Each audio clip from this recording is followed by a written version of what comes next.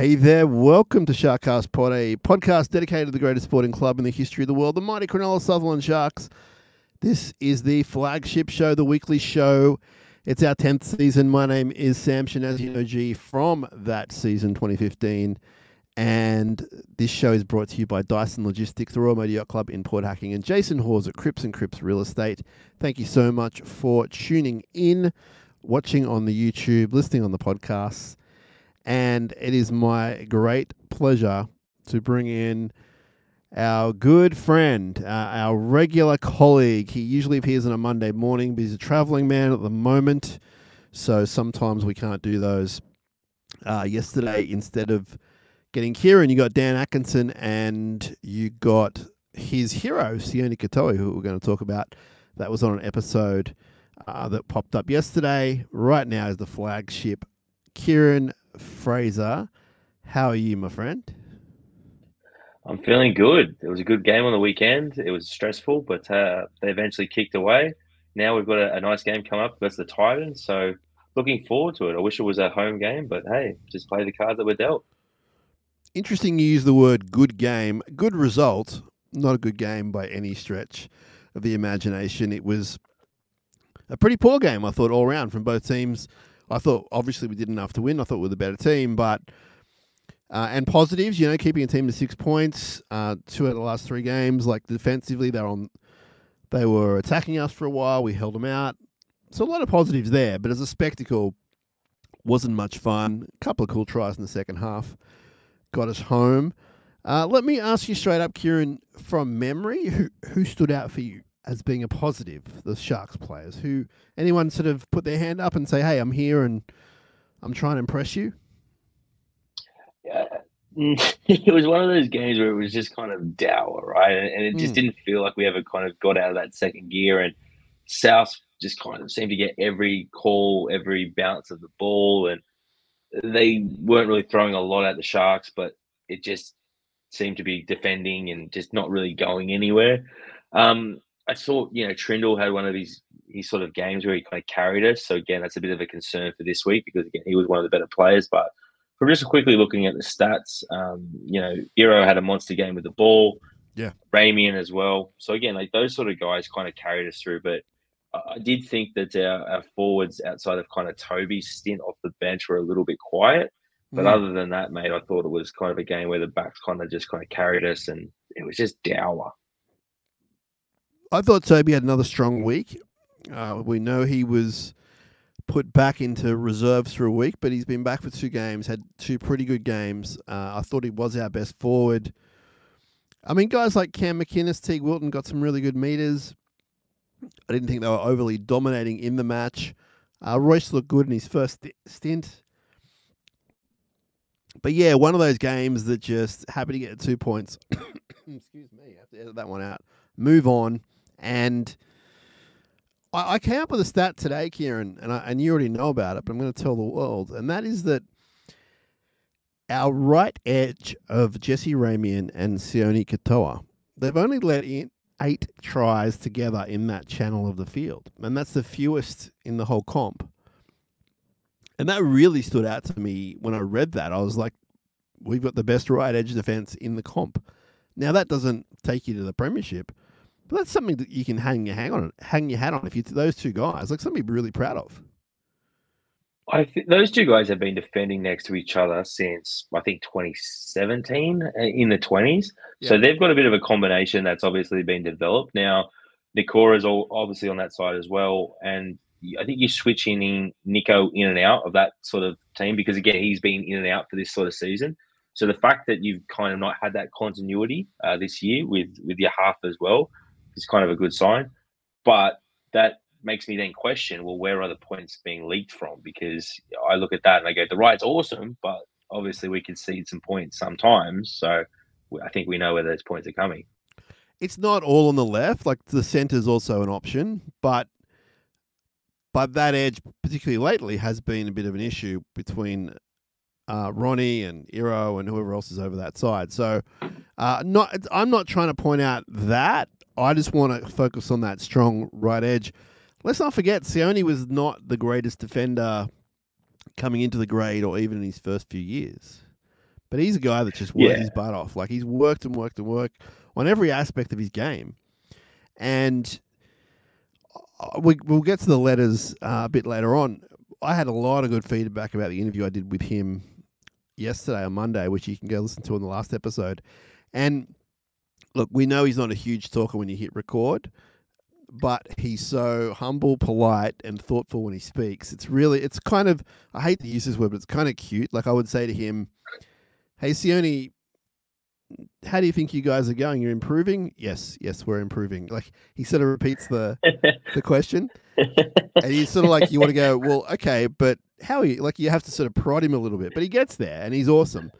And one question I forgot to ask, and I was going to ask, and then I asked off air because I'd forgotten, and the interview was over, was why he's so angry at officials these days. And he laughed his head off.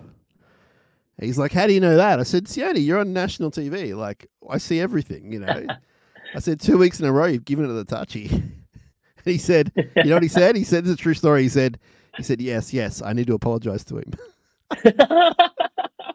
He was definitely angry on the weekend. I saw him a number of times with his hands in his hair, absolutely spraying the touchy. So that's hilarious. Yeah, he's a sweet dude. But yeah, playing really great football. Let's talk about a young fella who we can only judge on a couple of games in the top level. We've seen him a bunch at lower level. He's got a long way to go, big future ahead of him. But what are we making of Sam Stonestreet at the moment? I see a guy that's has huge potential, great body shape, speed, not the worst defender I've ever seen. Not bad under the high ball. I think he's just got ways to go in his game. I'm really happy he's getting some time in the top grade. But he doesn't look quite there for me yet. He doesn't look like a week in, week out first grader yet. Now, maybe he needs 10, 20 games to get to that point.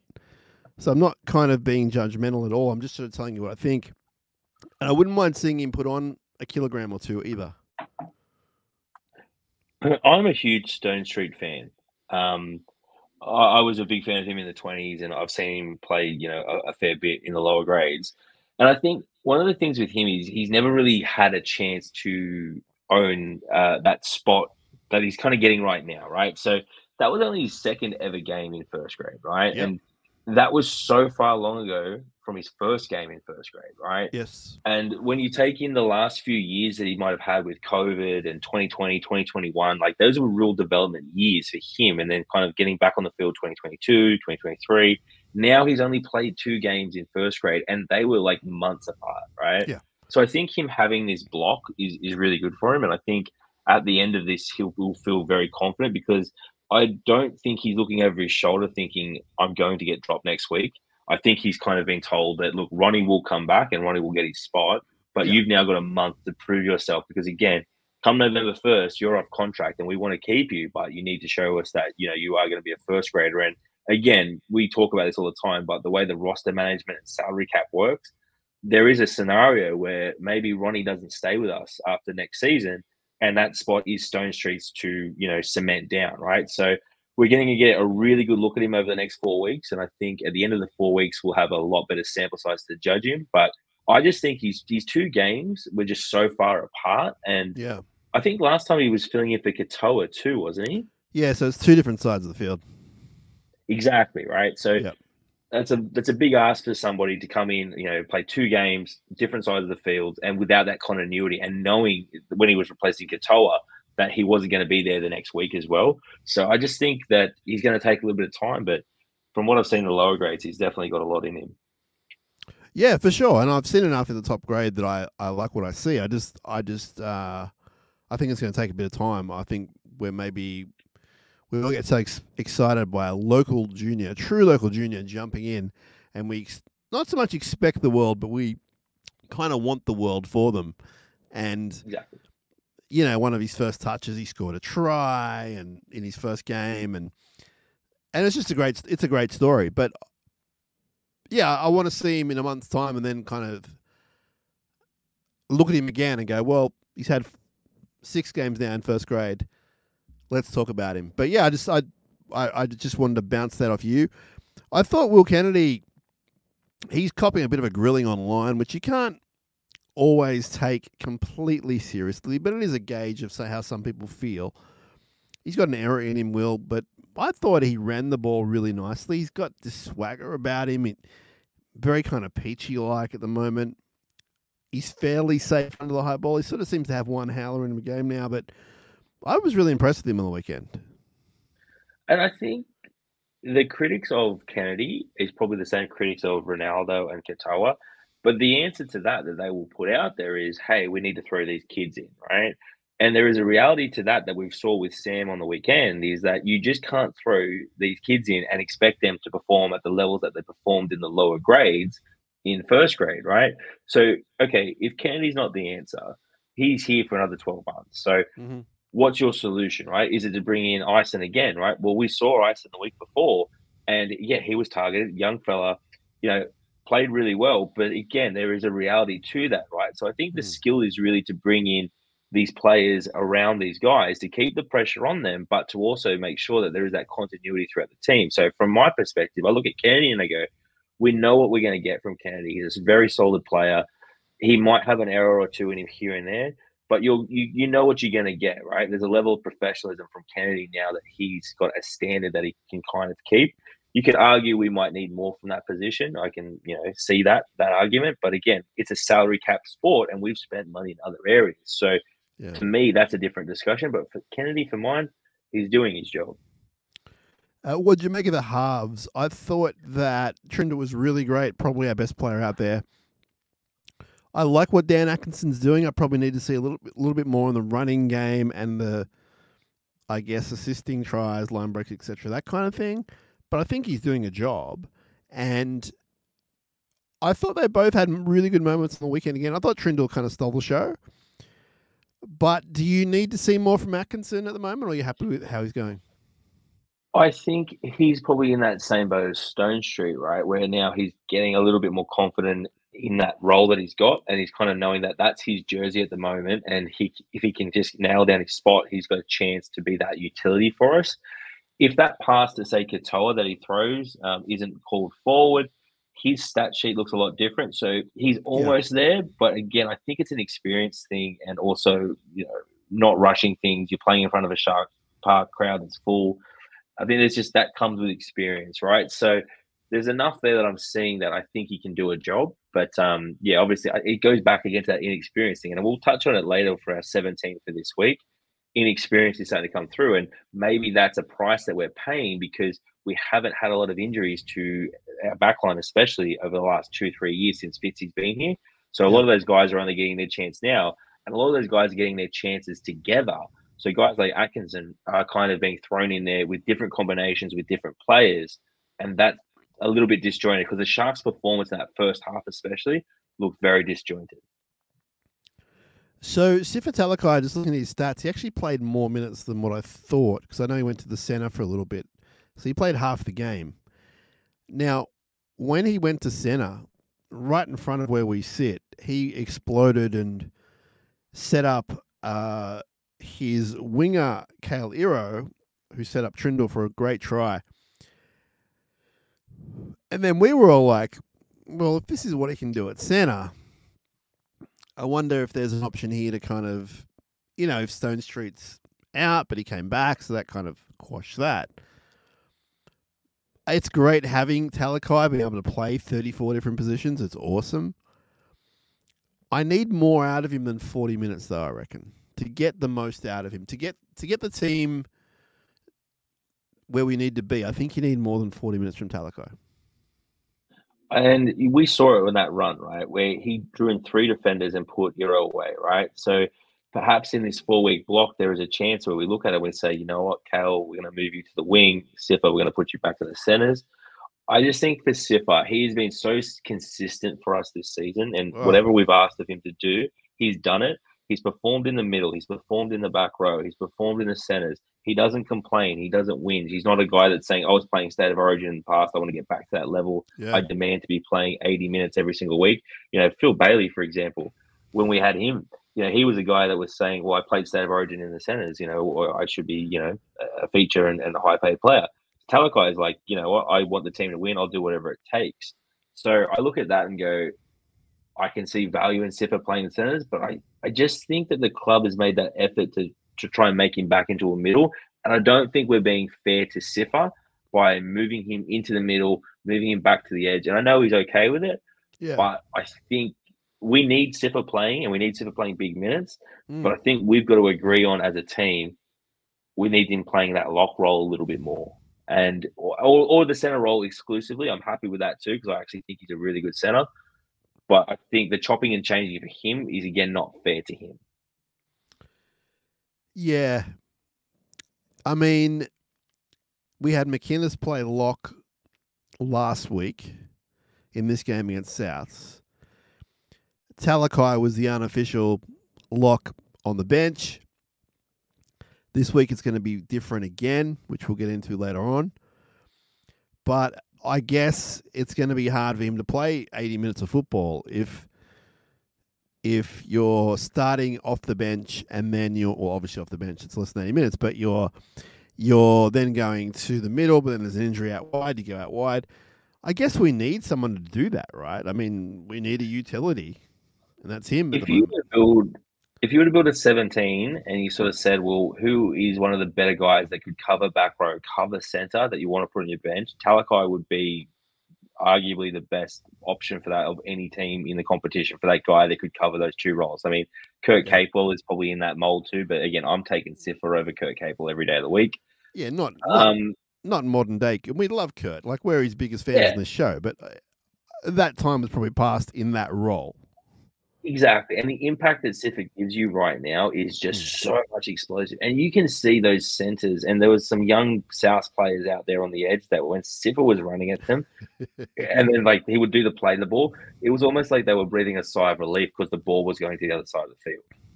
And you don't get that from everybody. But I mean, we'll touch on it later with the 17 this week. You know, maybe that was a chance to start Siffa instead of Jack Williams, but maybe we look at him as a team and we look at it as a unit and we say we just need that punch off the bench. But I don't know. Did you realize that the video ref's husband was in the South Sydney coaching box? I knew about it, but I'd forgotten about it. I did get that sent to me by somebody, and that's an interesting one. But I just think this year, I don't know if we as a club have pushed the limits on certain things over the last 2-3 years under Fitzy, that the referees are really clamping down on certain things that we're doing because other clubs are complaining about it. But I was looking at the penalty count during the game, and it just felt like we were getting hammered on certain things. But the penalty count evened out towards the end. But in critical moments, we just weren't getting the rub of the green. So, you know, the video referee decisions, you know, we spoke with some people about some of those tries, and they were pretty adamant that they thought that the Stone Street one should have been called a try. So, yeah, and I have to categorically say, I hand on my heart, do not think that the video ref made a decision because her partner was in the other opposition box. Like, yeah, absolutely. Like, forget it. And we've had 100%. people write to us, and like, it's like, come on, like, let's live in the real world. The problem is, you're not going to lose your job over that. The problem was it was a bad look, and they didn't. They say they didn't realize, but they did realize. Like, it's been a thing for a couple of years now. But yeah, I thought it was just topical. I'm glad they said no more, but no one got in trouble. Like, it's fine. Like, we move on. We won the game. There was Did they say no more? There's no more. Yeah, they've said this will not happen again. Oh, wow. Okay, that's interesting to me. So I guess a lot of people were upset by that because, again, I looked at it and I just thought, if that was a situation where I'm in, that's a really awkward situation. I know. But I do think the right decision was made. Like, you can't do that. Yeah. 100%, right? And no one... Now there's that line of sand. Like, no one with a clear conscience and even remote intelligence is going to say, oh, they're in cahoots or whatever. Like, ridiculous. No. But as the NRL said, it's just not a good look. And you don't want to put that pressure on them, let alone whoever else. But yeah, interesting times we live in. So yeah, Sharkies win. Second out of 3 games, we've kept the team to 6 or less. And I do think we need to kind of concentrate on the positive of that defense, because I know South didn't throw a lot at us, but they did have consecutive sets at us, and we held them out. And the one try came from a scrum base and just a poor read from our guys. We know that. That can be corrected. It's not the end of the world stuff. You don't want to see it. But especially where we're sitting, we could see that their fastest guy was going to lip around the back and he was away. That was the one thing that concerned me was the kick return defense, because there's a few times where the line wasn't straight. Yeah. The line wasn't set right, and Jai Gray just absolutely smoked. And every time there was a kick, and it just, the whole stadium was kind of like going, oh, because you could see that the line wasn't set. And then he made us pay, right? And, you know, he's been targeted all season when he's played first grade, right? And that was probably his best game that he's played. So that, I think you could see in the second half was a real focal point to have a line. And you could even see Trindle and guys like that yelling and the Cora to like look to their sides to make sure everyone was in a line. Yeah. They did try to address it, but you can assume that this week that's going to be a huge focus for them, because Kinney is on fire for the Titans. Yeah, and it all stems back to the Dolphins game and old mate getting the ball and running 93 metres and scoring a try. That's why the whole crowd was on edge when it happened each time against the Rabbitohs. I totally forgot about that until you said that. That's exactly why it had nothing to do with Jai Gray. It was everything to do with the hammer.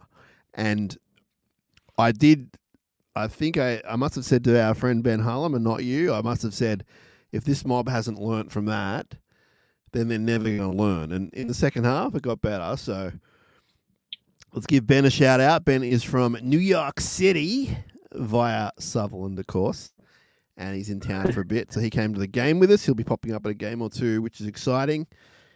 Ben's an awesome guy. Give him a follow on the socials. He's on there. He's a bit of a star himself, Benny, in American radio. So he's got a ton of followers. He, you know, I've known Benny for a few years from the social media world and that, but I looked at his Instagram the other day. He's got like 7,000 or 8,000 followers. Like he's a celebrity. He's a D-grade celebrity, but he's the most D-grade celebrity I've ever met. God bless him. Well, we were just talking about his job, and I know some of the people he's met over the years, and I just pulled someone out of my hat, and it was a reason why, and I'll talk to him about it off air why that was. But I said, "Oh, have you ever interviewed John Bon Jovi?" He goes, "Ah." Oh. And he gets his phone out and he goes, "This was 3 weeks ago. It's him and John Bon Jovi." So shout out to Benny. I know he's listening. And all right, let's wrap that, Kieran. Let's never talk about this game ever again, because it was just very average, I thought. You know, it wasn't diabolical. People telling me it was the worst game ever. It wasn't the worst game ever. It was just very average. And I had a lot of fun. I thought the vibe actually was pretty good for a Dow game. I thought the vibe at Shark Park was good. What did you think?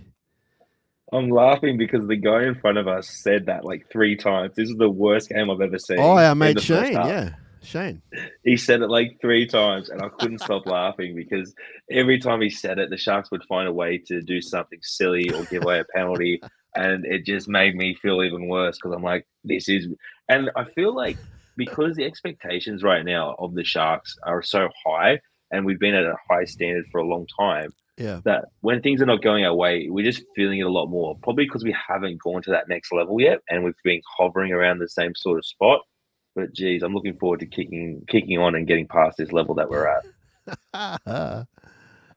All right, let's have a little bit of a ad break right now, Kieran. And what that means is I'm going to tell you about our good friends at Dyson Logistics. They were born in the Sutherland Shire, but they're based on the Central Coast now. But it's a global company. It's run by the Dyson family. Our good mate Kane is the head honcho up there. Lifelong Sharks fan, season ticket holder, the whole works. I've had a lot of great times with Kane watching the Sharks, and bad times too as well, should be pointed out. But if you need any kind of delivery of any kind of product you have, small, big, or large, get in touch with Dyson Logistics. They are on 028 339 1844.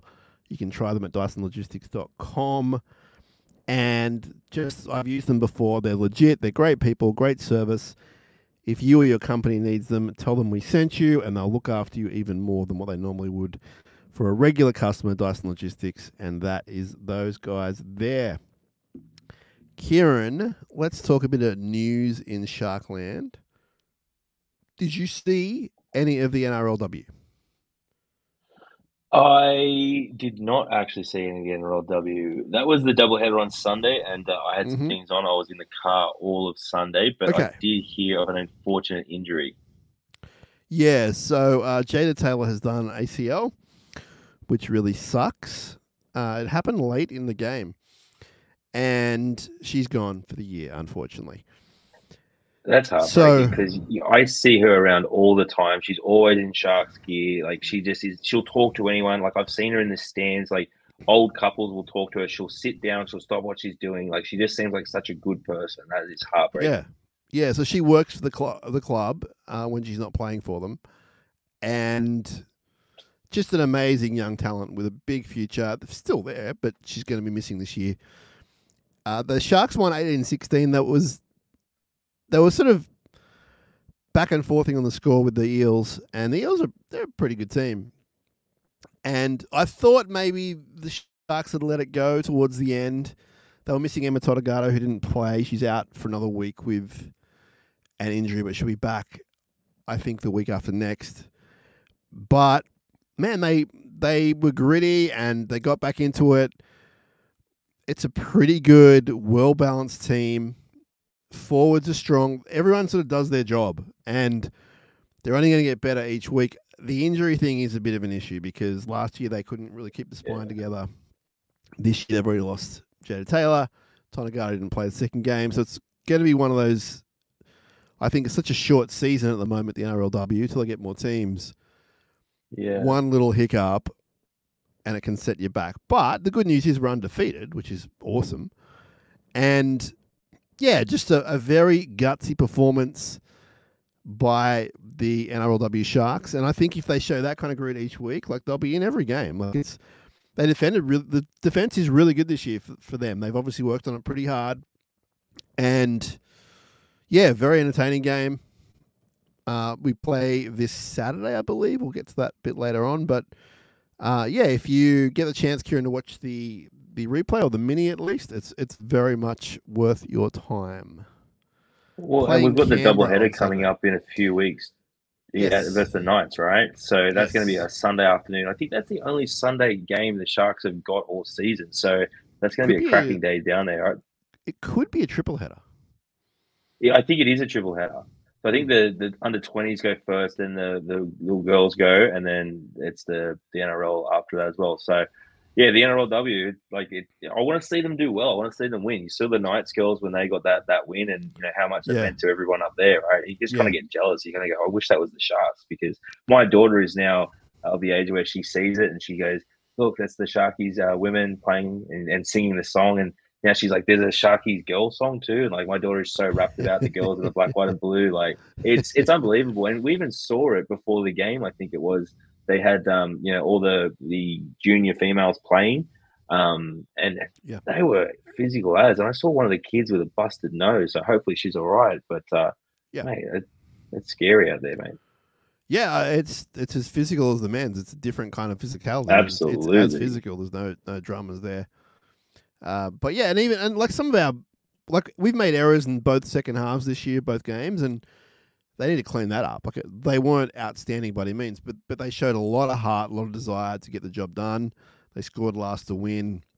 They hung on in the last 5 minutes. So it was really cool. Really happy to see them be 2 out of 2. And there's only 9 games. I'm not being like funny or whatever. There's 9 games in the regular season. So they're almost a third of the way through the season undefeated. So Canberra this week on Saturday in Canberra. I think it's a 12:45 kickoff, but you need to check that out for yourselves just in case I'm wrong.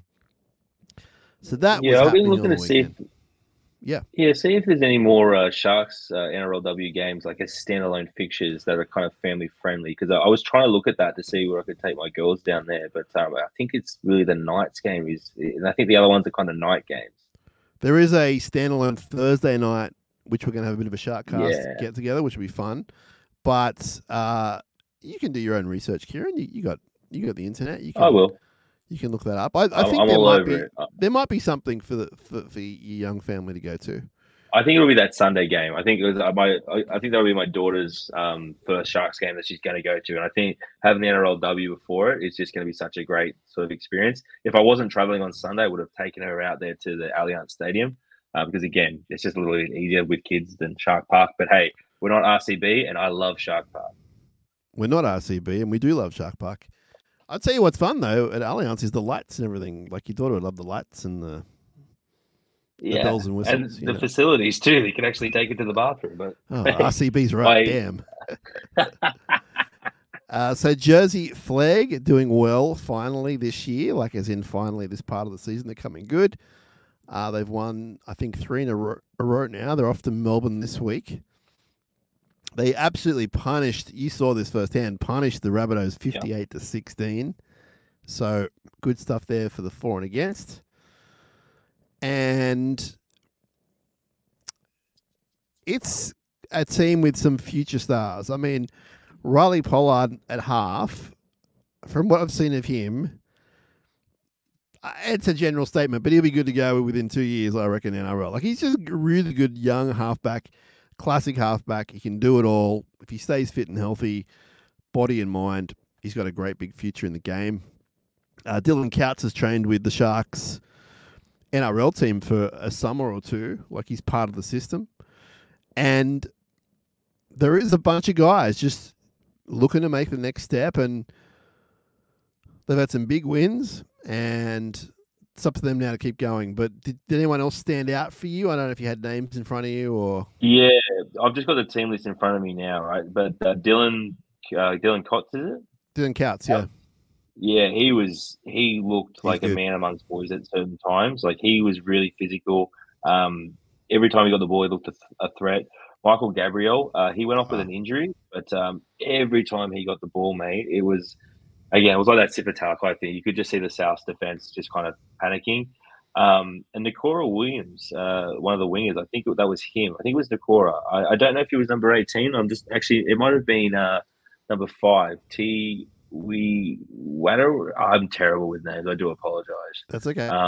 But he was really good, and I saw him score a try where he just absolutely shrugged off a bunch of people and did a huge swan dive. And I think he might have even hurt himself because after he did the swan dive, the trainer was helping him with his ribs because he was holding them. But there was a few good tries that they looked really good. But yeah, I thought the real standout for me was Dylan. I think he's really got a huge future. Absolutely. And I think the coach might like him as well, as in the NRL coach. The Newtown Shark Jets had a big win over the Rabbitohs, 38-16, so they keep winning, which is great. They play the Bears this week, 3 o'clock on Sunday. So that'll be some good fun. Just looking, do we know who the Bears feeder team is?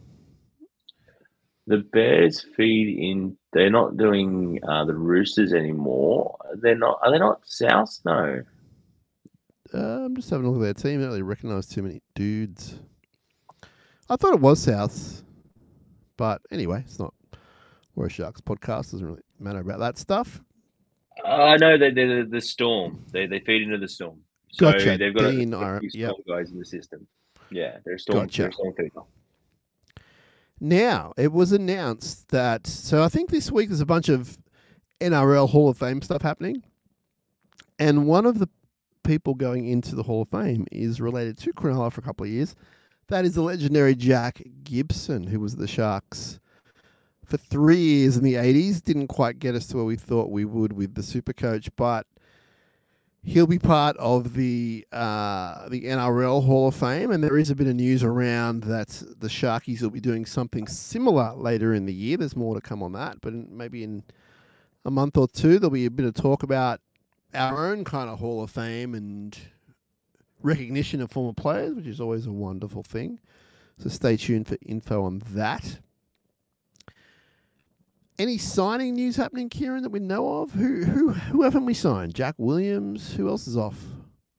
So Jack Williams is off contract. I think Kafusi hasn't officially been announced. I think there was a mutual option with Kafusi that hasn't been touched on, and I don't think the club has officially announced the mutual option on Hazelton. So those I don't. I've seen people say that he's been signed, and again, I think if he was off contract, it would be more of a story.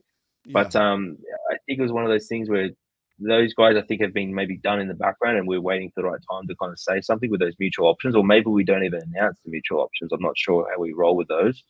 But I think those are the kind of big ones that are out there. The big one I'd say at the moment is the Royce Hunt situation, and if there's anything happening with that. But that seems to have gone pretty quiet, and South seem to have kind of put their focus into a number of different areas, which might suggest they're not confident that they're going to get him. But I'm not too sure where that one's going to land because obviously Royce is trying to get that long term sort of stability. Yeah. How do you think he went in the weekend? I thought it was good. I mean, I think Royce is kind of if you put Royce in the right role, Royce can be very successful. And I think sometimes we've asked him to play certain roles that don't fit his skill set, and he might be exposed in that or might be left out there for too long. I think when you put Royce in the right role in the right team, he's really impactful, and I think you can make an argument that on his day he's definitely potentially our best front rower. I do think our best two front rowers are Toby and BHU, not in that order, but Royce on his day can definitely get there. And I think when you look at next year with Fanua Blake coming, the prospect of Hunt and Fanua Blake and a Hamlin Ueli, and a Toby as well, and those guys could really work quite well. But again, there's only so many dollars you get in a salary cap, and we've got potentially other issues that we need to fix within our squad. So I'm obsessed with salary caps. I would love to sit down with Darren Mooney for like an hour or two just to pick his brain and understand how he does it all. But again, we've heard from the club, he plans this stuff 5 years out in advance. So it's quite interesting to me. When I was down at media yesterday, I ran into a young man doing work experience for the club, and that could be an option for you to do. You could work side by side with Mooney. Yeah, I would love that. I would just take notes all day and just watch film and just sit there and listen to how they prospect and how they find players. Because again, you go back a few years ago, and I know it was a different regime, but when they went out and found Sifa Talakai and Royce Hunt because they had no money available, like those talents that they identified then have actually carried us through the last couple of seasons. Because if you look at the difference between, say, our West Tigers and the Sharks, we nailed some of those decisions. And like maybe those guys don't go on to become internationals, but they've gone on to become first graders and like super players for us and in our system, and the value for money that we're getting for them. So I love the business aspect of it. That's why I'm so into college football on PlayStation 5 at the moment, because I'm into recruitment. Ironically, that both those guys did play internationals, though. I know. As soon as I said that, I realized that they became internationals. But again, from where they started to where they ended up, absolutely insane. Okay, so this is how my brain works. I'm going to give you a portion of it because it does so many crazy things that, you guys and girls would just be shocked. But part of the way my brain works is it doesn't really comprehend time. And when I say time, I'm pretty good in the old watch. I'm talking about general time of the year, time of the month, time of where we're at in the world. And for example, I've been waiting probably 8 years, 10 years to play the next college football game because the last one was that long ago. And a year ago, they announced that it was coming out, and they gave the date, and it was I'm guessing August 1st. And I thought, beauty, I can't wait. I'll have to update my console, but it'll be worth it. And then I started seeing the trailers and the previews and the reviews. And I was like, all right, here we go. The mind shuts down. A week later, 2 weeks later, 3 weeks later, you message me and go, man, I can't stop playing this college football game. And I'm like, what? It's out. That's unbelievable. Is it just incredible? It seems like it's incredible. Yeah, so it actually came out on the 15th of last month, and I was debating whether I jumped into it because I was like, but the new Madden comes out in August. I've really only got a month window to get into it. Like, how much value am I going to get out of it? Because I live a busy life with a couple of kids. But my curiosity got the better of me.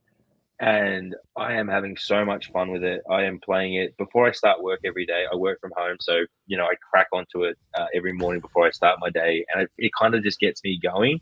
And then I think about it all day while I work, and then at lunchtime I'll play it. After the kids go to bed, I play it.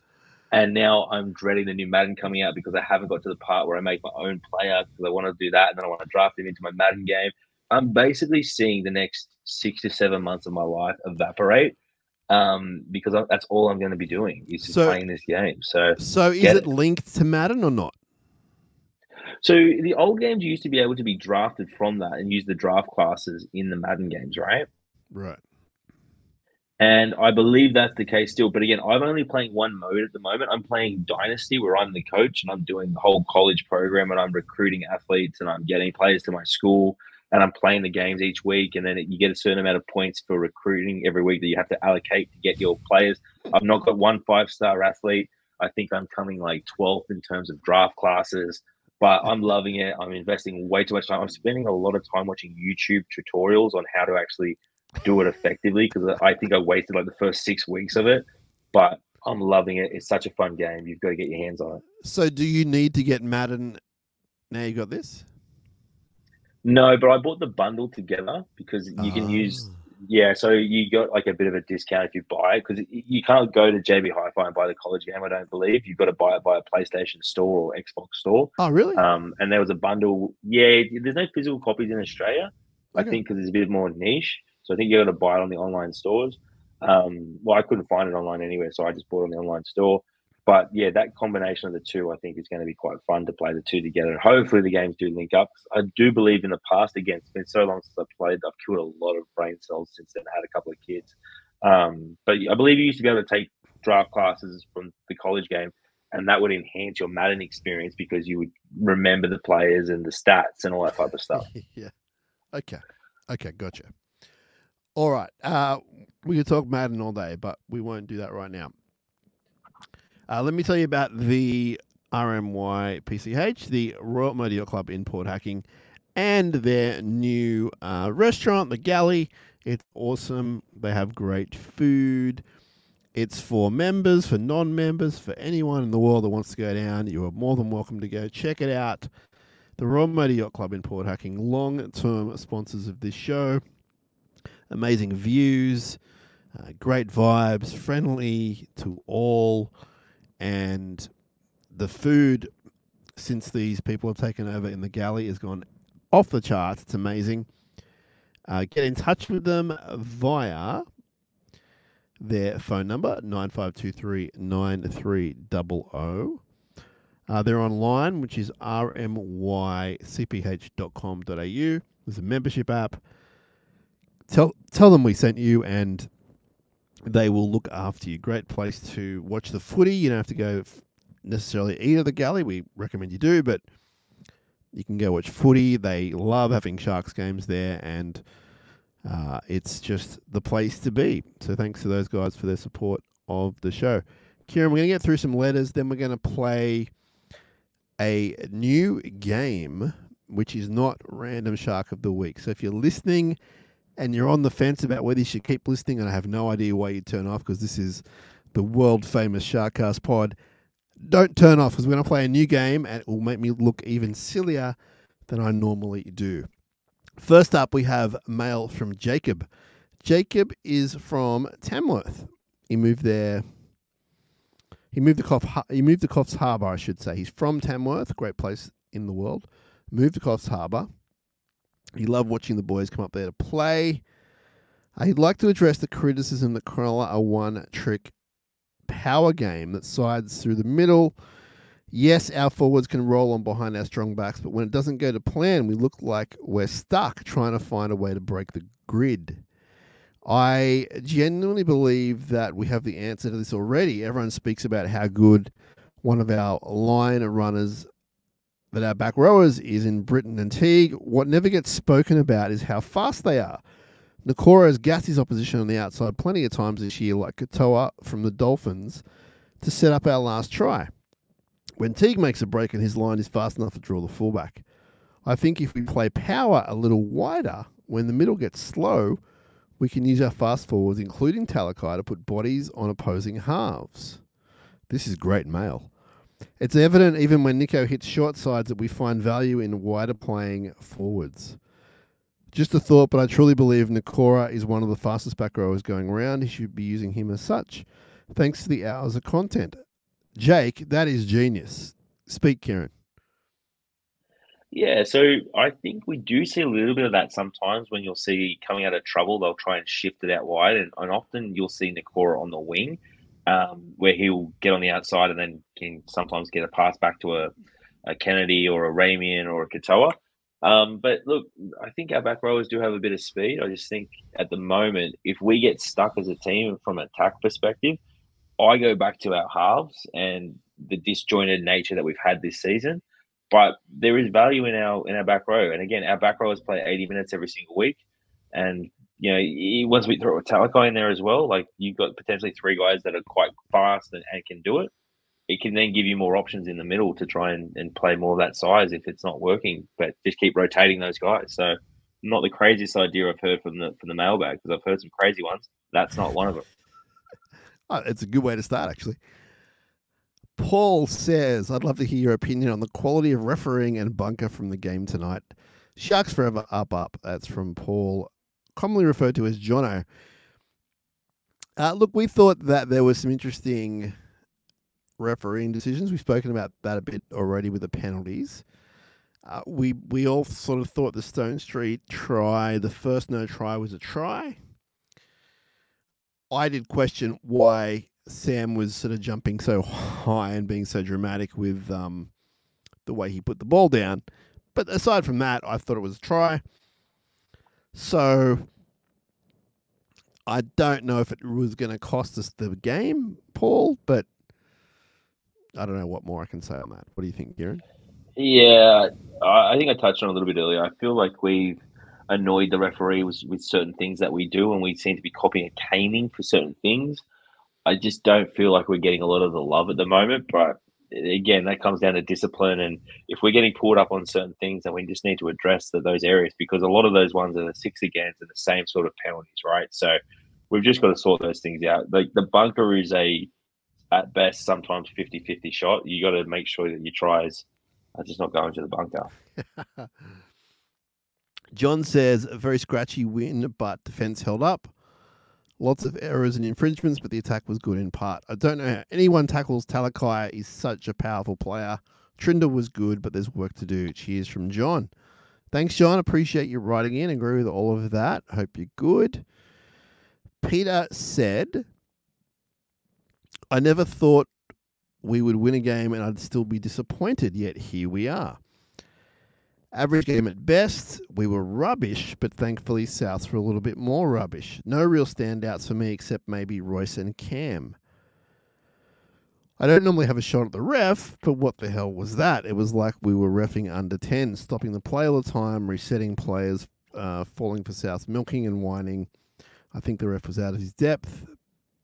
He may become a good ref, but he's not there yet. Her Titans on a short turnaround will be tough, especially if Tricky is out. Up, up. Thanks again for the pod. Love it. From Sharky Pete. Well, Sharky Pete, starting with your finish, thank you for listening to the pod, so we appreciate that. I think that there are a few more players aside from Royce and Cam that impressed us, which we spoke about in the first segment, but respect what you're saying. You weren't happy with the refs. Yeah, it's a tough one, Kieran, this refereeing stuff, because I think unless they're super howlers, I don't really like to kind of focus on it. It's two teams playing. Usually the better team wins. I'd certainly will fire up if there's a howler that affects the game. That Canterbury game against the Warriors a month ago, like, disgraceful. Everyone should have been sacked. But in this game, I just thought, the ref didn't have a good game, but I didn't think it really affected anything, to be perfectly honest. The one thing I think that got me was kind of like the HIA stuff. Like, that was a bit of a dicey situation, right? Where Jesse gets whacked. If he doesn't stay down, we don't get a penalty. And then he stays down, and then they make him go for a HIA, whereas a South player gets whacked, but then doesn't go off for a HIA. So, like, just those sort of inconsistencies can kind of cause big changes to a game, right? And momentum. So those are the things that kind of irk me a little bit more. Like, But I don't that's pretend to not understand how referee. long it can hold down. That's like the guys up in the stand. It's like the injury bunker, right? Like Yeah. it's the medical thing, right? So again, Yeah. like that sort of consistency with that stuff, I kind of get a little bit more irked at. The like play the ball speed and all that type of stuff, like that's hard to judge on the fly. And I just think when you're playing like a lower ranked team, they're going to do everything they can to try and milk penalties. They're going to try and niggle everything they can because again, they can't match it. And you look at their halves, for example, like they didn't have Cody Walker, they didn't have Latrell at the back, like they were always going to try and drag us into the mud, right? And maybe we fell for it a little bit. Jason said, I posed a question earlier in the year about who would fill in for our 1, 6, 7, and 9 if they all went down this year. And I remember this question, Jason. I kind of scoffed and went, well, let's hope that doesn't happen. Yeah. So now you say, so far, Borelli's the only player not to miss a game from memory. I know it's not the whole spine, but with Tricky possibly out, who fills the boots? And if Brayley plays in the halves next week, does Beryl fill in? That's Jason from Geelong, a good part of the world down in Geelong. Spent a good night there a couple of years ago. We're going to discuss that stuff in the last segment, Jason, but just for now, to honour your lovely mail, Tricky definitely out, as you probably know. Kieran, you're of the belief that Brayley will not play in the halves. I'll just name him there. I think that's the play. I mean, this is what we did versus the Storm, and I can't see Cam playing the full game at hooker. Obviously, they put Beryl on the bench, so that says to me maybe that McInnes does actually play 9 and Beryl plays. I think it's just maybe too many moving parts by moving Brayley into the 7 and then you're moving McInnes from 13 into 9. I think it's probably a simpler thing if you just do the McInnes thing again, like we did last time, and let Atkinson run the show. But last time we did it on like 24 hours notice. It was like a captain's run thing. And, we had to make those quick changes. Whereas this week, they've got a full week to prepare for it, a full week to strategize for it. So the fact that Beryl's on the bench, I think, tells me they might go with McInnes at 9 and Brayley at 7. But also the fact they put Puru in the extended bench and not in the 17 tells me he's not playing. Otherwise, Fitzy, he's shown that if he's going to name a debutant, he'll name that guy early in the week and he'll show that respect to the guy. So I can't see Puru being called in at the last minute. That's a good point, actually. Good point. Macca wrote in and said, love the show. I look forward to hearing the premium Sharks content you provide each and every week. SharkCast is easily the best Sharks podcast out there. So we appreciate that, Macca. We try and deliver on what we can. So appreciate your support. My summary of this season so far is that we're closer than last year, but lacking a premium front rower and one more premium spine player. AFB is coming, so that takes care of that. I too live on Blake Island, so happy there, and Nico is in the top 5 halves of the NRL when his confidence is back. So it's the 1 or 6 we need to improve. Kennedy is good, but not great. Trindle is good, but not great. Wilton hasn't been the same since coming back. Atkinson has been a good surprise, but isn't next level. The Panthers game was a coaching masterclass from Ivan Cleary. They neutralised our back 5. It's now a blueprint for beating us. So these are just a bunch of points from Fitz, from Macro, I should point out. It's a shame we had a great start to the year and some big wins over top teams, but I fear will not make much of an impact in the finals if we don't change something soon. The win over South was needed, but we didn't play well. I believe in Fitz. I know he can turn it around. High completion rate against the Titans is a must. Top 4, baby. We can do it. Cheers from Macca. So that was just a bunch of things he was talking about. I got a bit confused reading out about the spine, but he's talking about next year. So amazing points. Appreciate your support.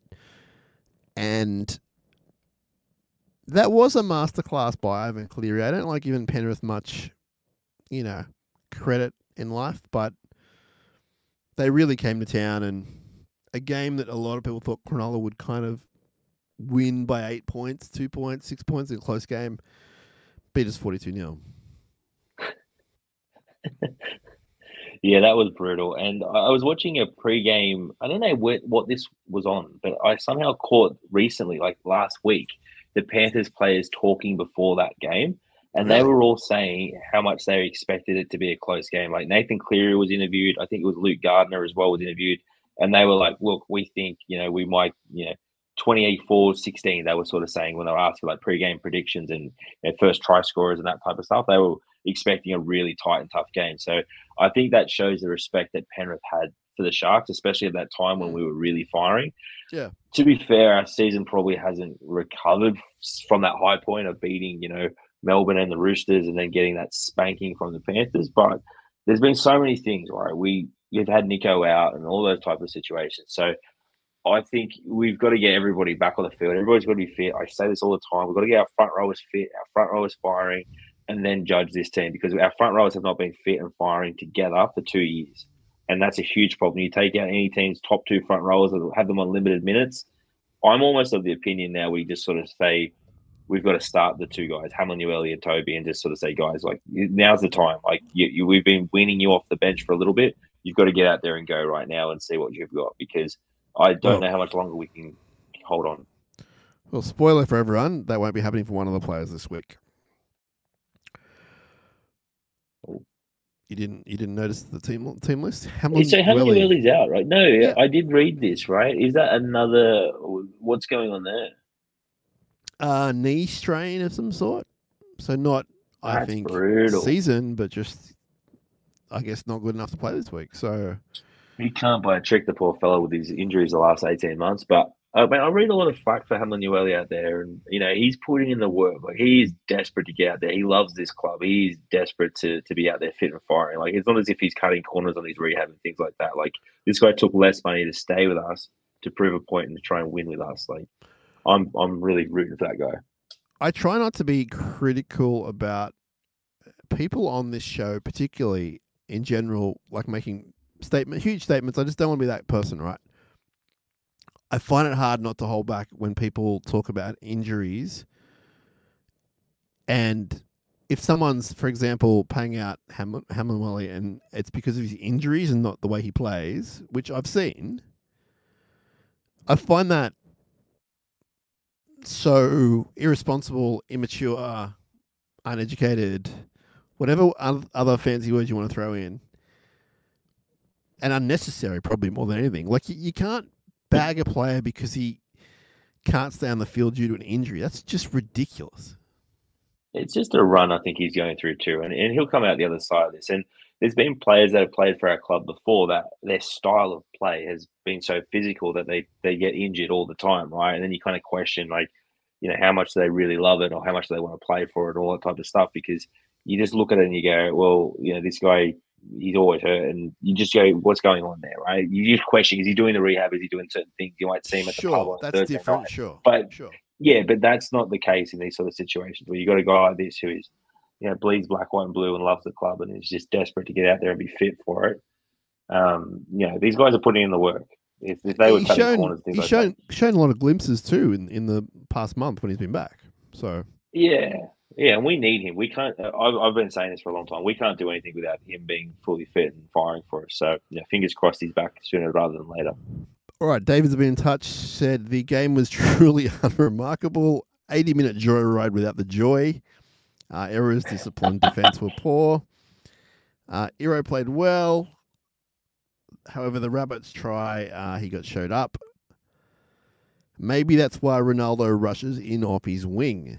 That's an interesting point. I think that's a little bit of a stretch, David. I like what you did, but I don't think that's what happened on the weekend. If I had $1 for every time Jesse had a penalty against him, I could buy a new Sharks jersey every year.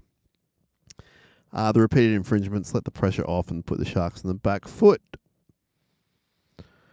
They looked like they hadn't trained at night. The dew on the ground made the ball slippery, and I hope they factor that into their training. On a positive note, Atkinson is a great goal kicker. Nico's absence is being felt, and they need him back as soon as possible. Is it a pun? I'm not sure what the term is. Lastly, watching that game was like watching your mother-in-law drive off a cliff in your new Porsche. A win, but... That's David's words, not mine. That's terrible. That is terrible. What was I going to say from here by what David said? I think what he said about Nico's being felt is absolutely true, right? Because there were times where the game was stagnant and not going anywhere, and you just kind of thought if Nico was out there, they would find some points now, we'll get ourselves out of it, and that could have been a really good confidence booster for Nico to get him back on track. We just need Nico back, so hopefully he's back before the end of the season, before the finals, because we need him. Man, I saw him yesterday at training, and after training, I should say, and he was walking around without any crutch or anything, and he wasn't really limping. And I said to him, "You're looking pretty good there," and he kind of went, "Yeah, it's going well."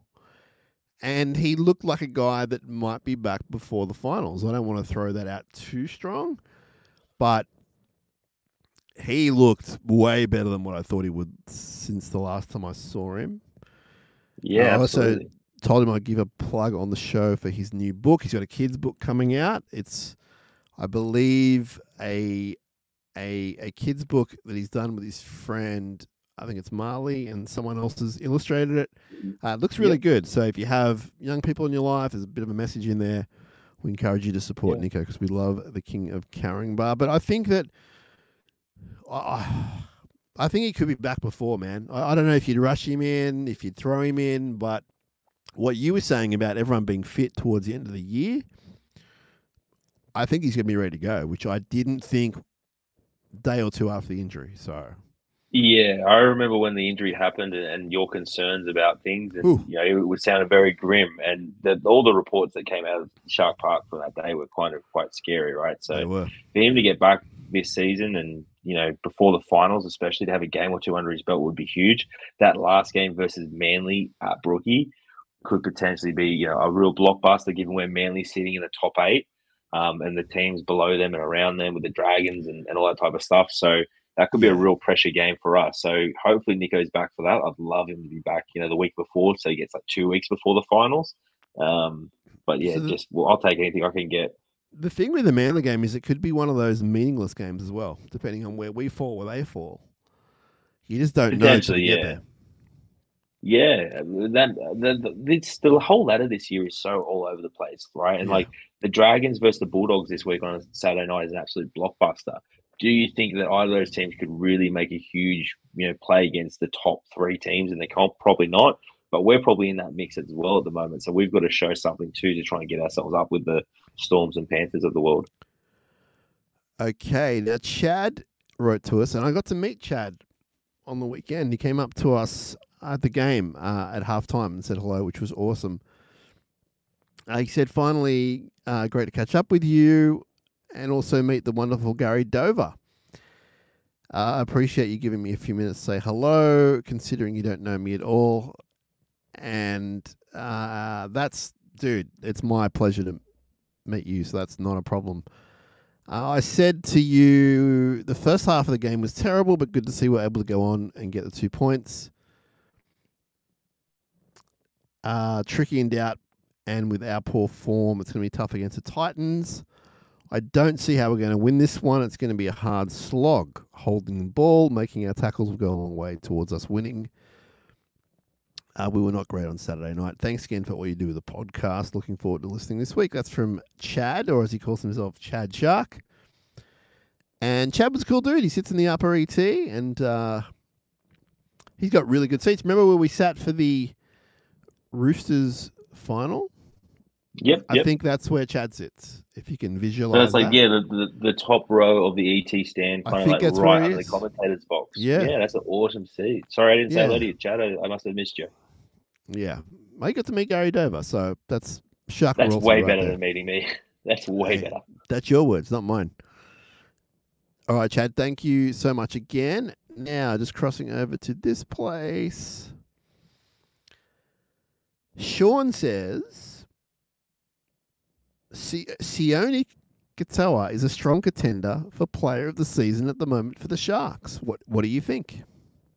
I love it. Katoa Island has another resident. So welcome with me, Sean. Katoa gives every single week. He's so underappreciated at this club, and his finishing is unbelievable.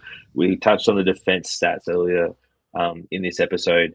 Katoa is such an underrated player, and for the value for money for what we're probably paying him versus the output that we get, I love Katoa, and I hope he stays with us his whole career. So Brad also wrote, and he said, every time he interviews Sione, it blows me away how respectful and quiet he is. I hope he stays a Shark for life. He's the type of man I want ripping our club. That's from Brad. And we agree. Like, he's just a sweet dude and a really good player. Like a player you can rely on. And I don't know if he gets enough credit. You know, I probably said the same thing about, and I'm just saying this because they're strong wingers. Sasaya Feki. That's a good comparison. Now, at the time, he felt underappreciated a bit. He won a premiership for us. He was with us for a long time. Scored a lot of tries. I think there is a bit of a synergy there between the two guys. Yeah, I think Feki in history might not be remembered as good as he actually was, and Katoa is probably the same. I think stylistically they're a bit different. Feki was more power. Katoa is more speed, and the finishing. Like if you saw Feki coming at you from 3 meters out, Feki's running over top of you, whereas Katoa is diving, right? Yeah. But I think in terms of that place in Shark history and fond random wingers that in 20 years' time we look back on, both those guys deserve a ton of respect because, Feki was, he was very underrated for us when you actually look back at his body of work. And even in that grand final, mate, he was very good for us. And similar jobs in getting us out of our own yard as well, which they both do. Really well. Which is, I think, is even crazier for Katoa because Katoa doesn't feel as big as Feki was. And Feki was so physical, but Katoa is just as physical. Yeah. All right, Josh has written to us. And he said, I don't think I've been quite as frustrated after a win as I was on Saturday night. Definite bank of 2 points and move on kind of night. I'm excited to see what Stone Street can bring over the next month. I don't like to get too negative, especially after a win, but we are a very unserious football side at the moment. I would doubt there's a team in the league that would see our name as the next team to play and think this is going to be a tough match. This is what we've been doing for the past 2 months. Every team would know if they were to complete high and kick well, Cronulla will give them enough chances to most likely win the game. So he's making some good points, Josh, in that we really need to pick up those errors. If we complete high, Kieran, we can beat anyone. Yeah. He says, I hope they can turn it around, get back to the footy of the first third of the season, get some momentum going to the finals. I'll be there at Seabus cheering the boys on. That's pretty exciting, Josh. He was also at Magic Round.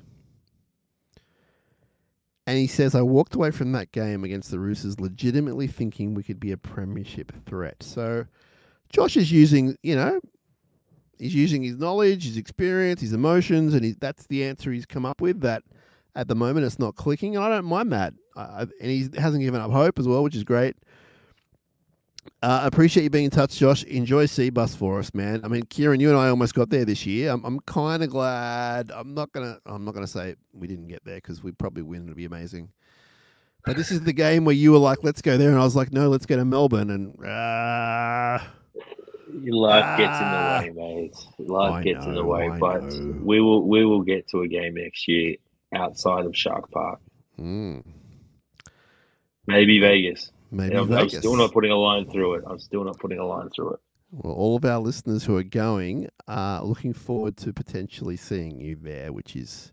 And Ben is going to host a massive party for everybody and pay for everybody's drinks. He doesn't know it yet, but God bless you, Ben. Thank you for that. Well, Ben is also going to help organise some SharkCast live shows. So we're planning stuff.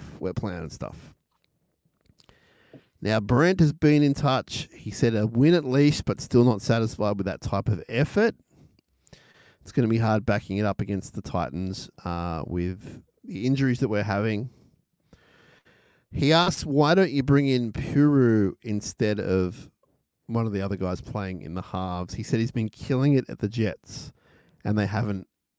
He and Atkinson have a combination, which is actually a pretty good point, Brent. They do have a combination. I don't know if he's been killing it at the Jets. I think he's been solid. I don't know if he's been killing it from what I've seen. I've seen a lot of it. So that's from Brent. What else does he say? We must get the win,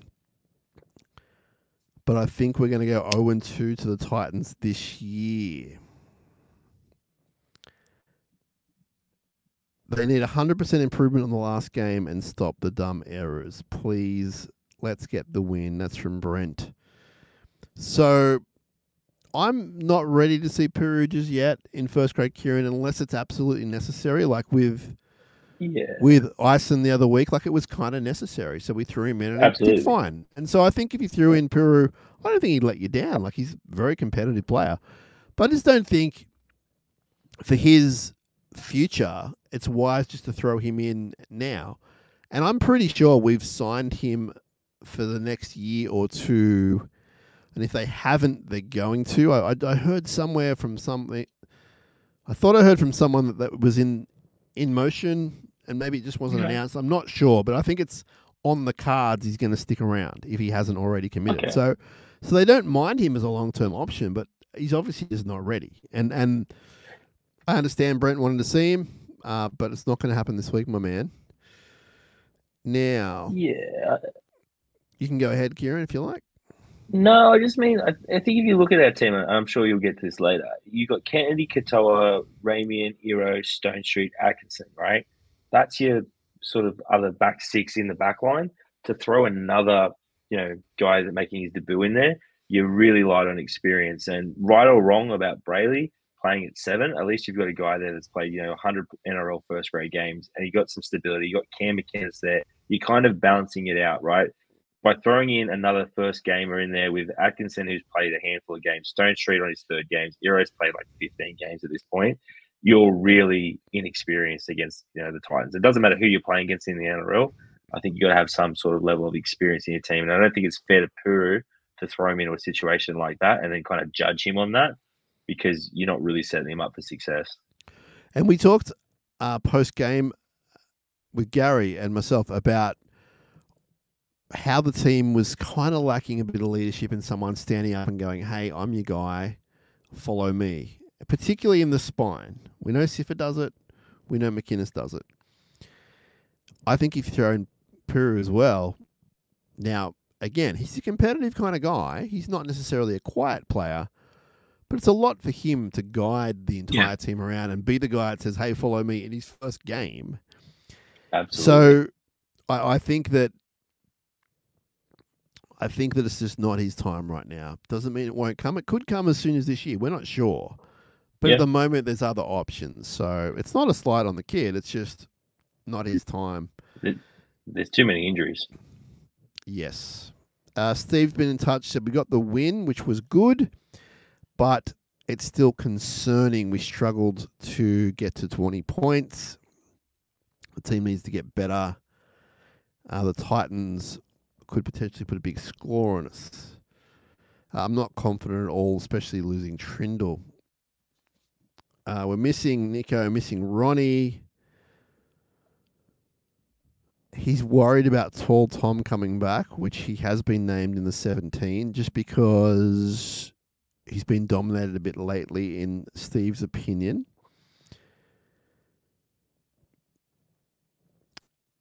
So he's asking who else is there to throw in.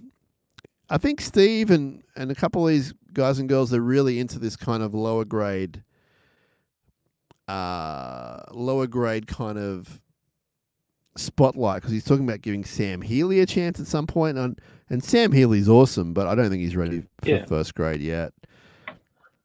So you that's just need to have that Steve, mix of experience. Yeah. You can't just, it's just one of those things, right? Where we saw it with Stone Street, for example, killing it in lower grades, killing it for a few years, but he's only 2 games in, right? And if you have a bunch of these guys playing 1, 2, 3, 4, 5, 6 games in their career, and you got a guy like Kieran Foran on the other end, Kieran Foran cooked us earlier in the year. He's got hundreds of games of experience. I think that's going to be the concern with bringing more of these young guys in. So that's a tough spot. All right. Now, I'm on the Instagram, and I think I've missed a few over the week or so just bear with us here. Jake said the other week, Toby had a good game, looked a lot better, but he thought that Hazelton had a pretty bad game, so his last game before when he got injured. I didn't think it was that bad, but Jake's calling it out, and a few other people have called it out. Do you think that he just needed a week off? What do you think about Tall Tom? I think he had a couple of injuries in that game, and I think there was a few times where he was kind of limping, and he had a couple of different bangs. But again, I don't think Hazelton was ready at this point to have the workload that he's had over this season. It's a long NRL season. He's playing in a physical spot. He's a huge human, and he gets targeted by their other big players. A freshen up, I think, is going to be good for him. I think there's an NRL player in there. I just don't think he's at that point of his career where he should be playing those long minutes and starting those games because you're kind of throwing him to the wolves in some of those aspects. So limited minutes, get him out there. Those huge impact players, get those crash balls going again, and we'll see the best from Hazelton. Okay, now I believe this is another Steve that's written to us. He's got a question for you, my friend. He said, when is the next running race Kieran is doing? Well, I considered signing up to do. There's like I think it's like curl or DY to like Newport. I think it's like 14 Ks. I was going to do the Southern to surf, but I've just got too much going on at life at the moment. I'm going to be up the Central Coast this weekend, so not going to be able to make that one. But Southern to surf next year, we should get a SharkCast crew together and run it as a team. No. Or we can catch you at Northies after it. Sounds good. And I do owe a reply to Steve on a few things, including what you've written to me, which is awesome. So let me get back to you on those things. I apologize for my lack of doing so. Now, our friend Lewis, who we met at Our friend Lewis, who we met at the Hairy Man Brewing Company with his dad, Mark, the other week. Remember that? Yep, absolutely. Got the coolest Sharks jacket, a Super League Sharks jacket. If anyone's got one of those ones with the Nike tick on the back, holler at your boy. So, Lewis got in touch and said, and I think you missed this when you were in the loo, Kieran, so we'll get to this. He said the ads cutting in on the instant replay on the big screen at Shark Park after a try or try attempt need to stop. Did you hear the crowd blow up after the Stone Street try when they played the ad a second before the put down, which everyone wanted to see? The screens are already smaller than the average NRL ground. Let the people see the replay. It's hard enough trying to get people to the game. Yours in Shark Lewis. It's a great point because I think, was it the no try Stone Street one? Was it that one? And no, it was the one that he scored. And okay, the one he scored. I got up. Yeah. Yes. I got up to go to the loo. Yep. Because I saw he scored, right? And so I've got up to go to the toilet, thought, how good is this? He scored. I'll take my chance now while they get ready for the goal kick. And then I can't see the screen because we don't have screens in the bathrooms. But the whole crowd just starts groaning and going, oh, so I've just gone in the bathroom. Oh, my God, I've missed this. He hasn't scored. What's happened? So I've raced out of the toilets, didn't wash my hands, didn't do my zipper up, in all sorts. I've just made that up. Of course, I did those things. We were literally holding hands seconds later. I've walked in there and it's like, no, everything was fine. So to that point, I completely agree with you. Like you're killing it for the fans that need to do those things. But also as a fan, when you're watching it in the stands, you want to see. And what gets me too is with the video referees and things like that, or those 50-50 calls, we don't see it in the crowd. So you're going, what actually happened then? I can't confirm this, but I think occasionally they will not show something if it will, and I hate to use this word, incite the crowd. If it's something kind of serious, like a bad send off or something missed, or I think they kind of go, let's not show that. In this case, what happened was Stone Street was putting the ball down, hanging upside down in the air, and when the ball was going down in slow motion, they went to an ad. Oh, that's a brutal game. And I understand the commercialism attached to it, but I actually don't think it was necessarily on purpose, although I did speak to our friend, the American Ben Harlem, and he said, no, someone's doing that with their their button. So I'm sure they would have got a lot of feedback about it. I'm sure. Oh, it was killing me because when I was dead set in a panic when I heard that crowd groan because that's just not fair to do to people. Yeah, you need to wash your hands, dude. Hey, my hands are the cleanest in the Shire. We should do a test. A bacteria test at Shark Park when everybody scans their ticket. I reckon mine are pretty good. I think yours are okay. I think mine are okay. I reckon there's a lot of people out there that would be quite questionable, but I'm not going to name names. But Southern Dan, does he listen to the show? He does. I don't he think definitely doesn't wash his hands. I think he might. He might be a hand washer. Terry does not wash his hands. Look, I'm going to say he does. I'm going to stick up for him. They cop enough stuff, those guys.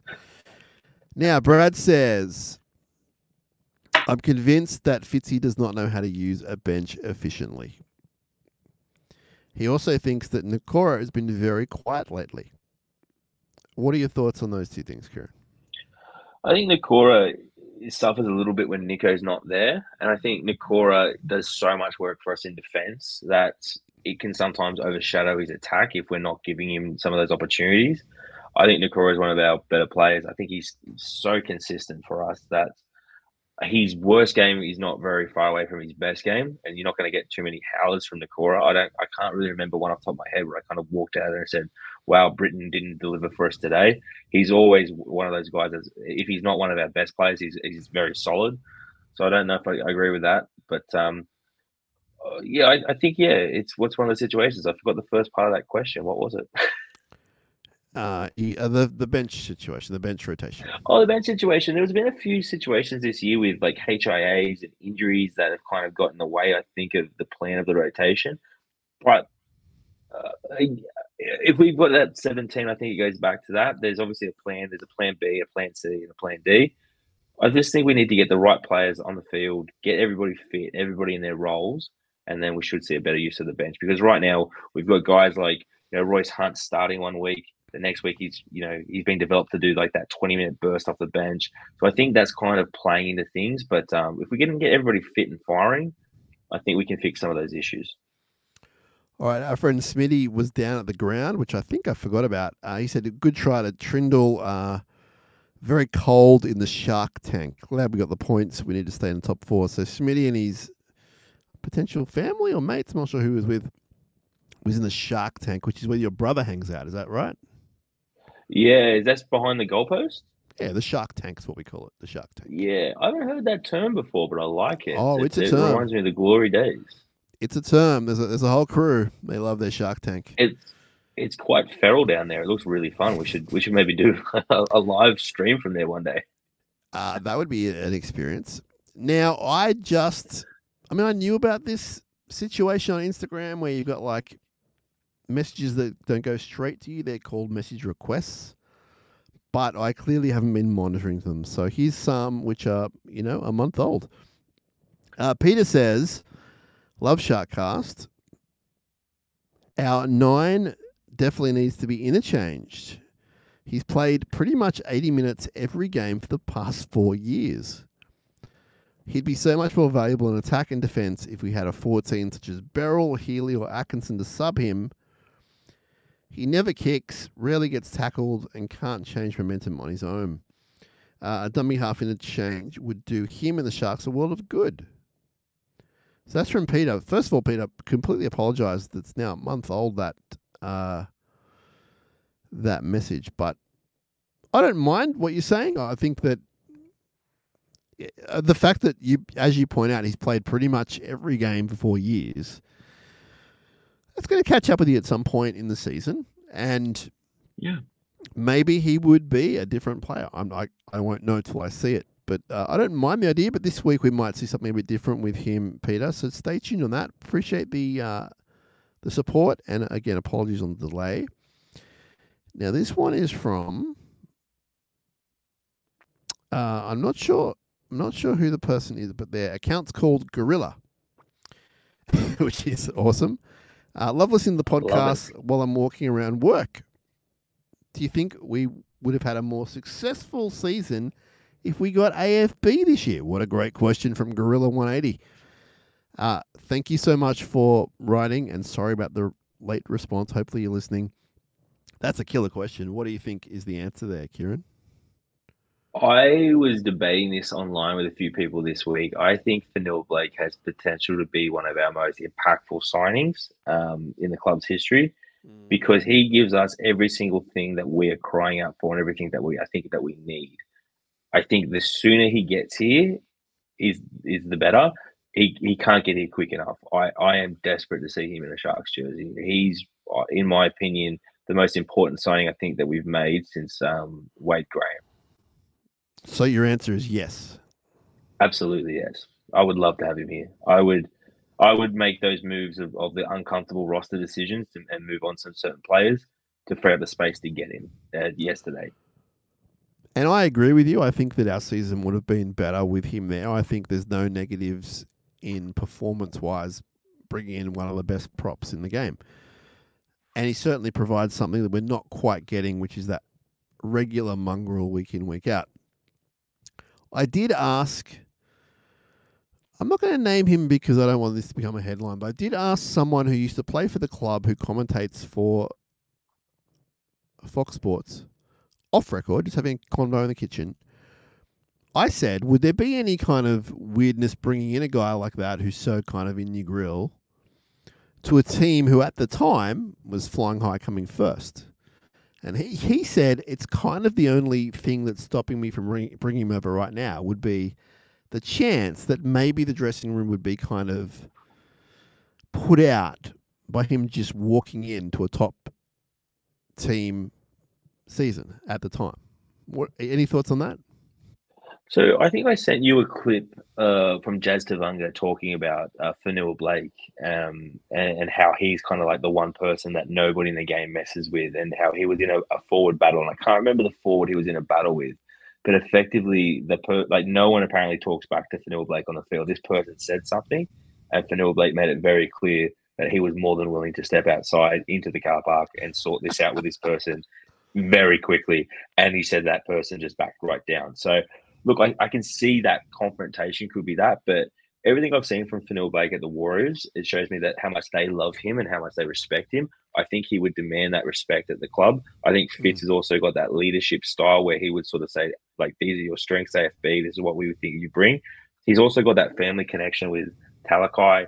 He's got that connection with Fafita through the Tonga camp, and Fafita is all throughout that club. He's always in the sheds. So I think he'd be welcomed with open arms. I don't think he'd rock the boat too much. What I think might rock the boat is having to say goodbye to somebody who is so loved, like maybe a Royce Hunt or a Jack Williams, something like that, because those guys have been integral members of this club for a long time now, and they're super well liked and well loved and respected at the club. So from that standpoint, I totally get it. But is the juice worth a squeeze? I'd probably say yes. Yeah. Okay. Thanks again for writing in.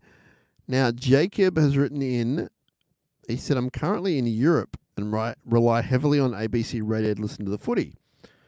I wanted to give my opinion with Nico Hines being out. I think it's good for us. It feels like a team has been nursing him and pushing him to play, and he's pushing himself to play. And as we've seen, he was far from his best. A break will be good for him.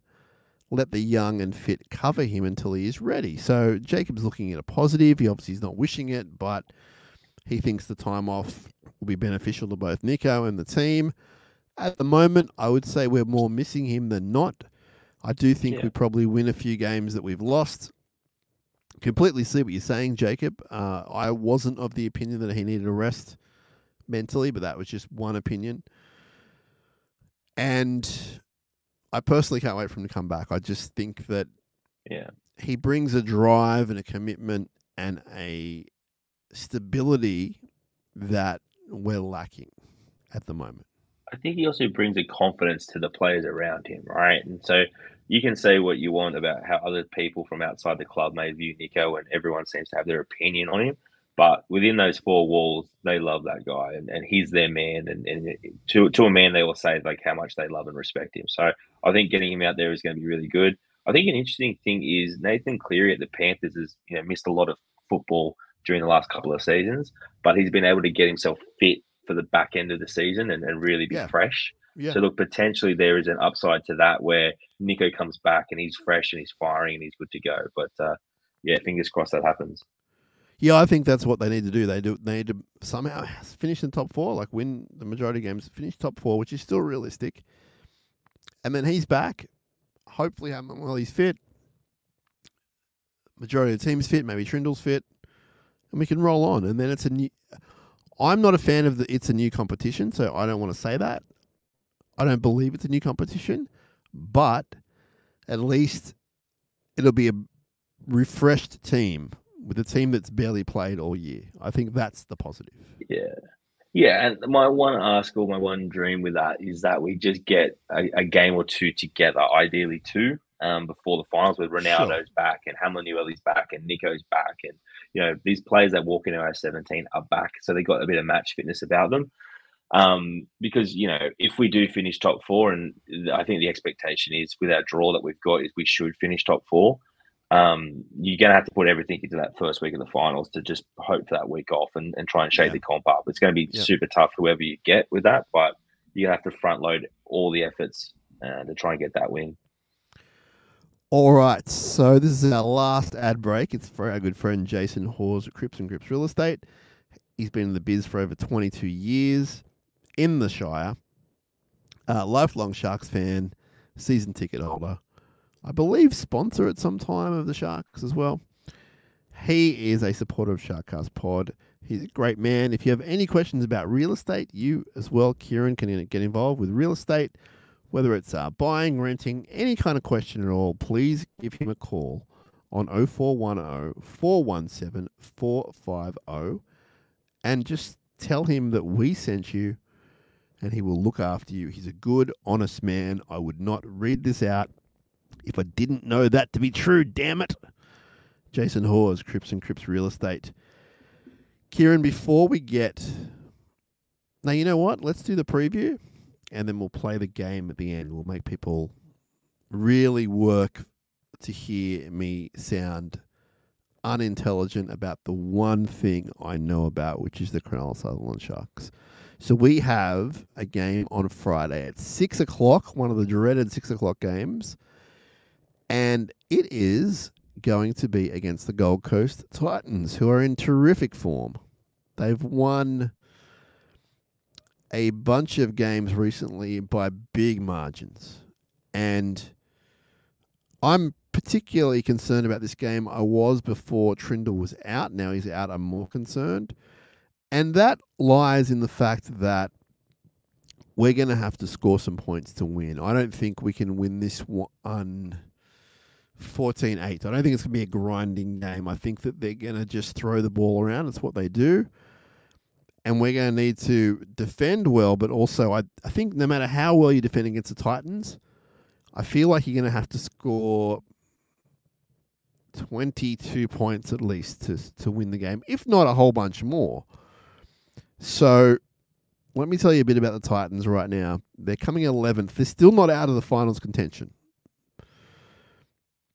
They defeated Brisbane last week 46-18 in unbelievable fashion. They were trailing. So the other thing about this team, Kieran, is they trail and they come back. And then they put on like 30 points. It's unbelievable. So they've won 5 of the past 6. In the past 6, they're averaging over 30 points a game. At home, they've won 4 of the past 5. They've outscored their opponents by almost 100 points in total in the past 3 home games.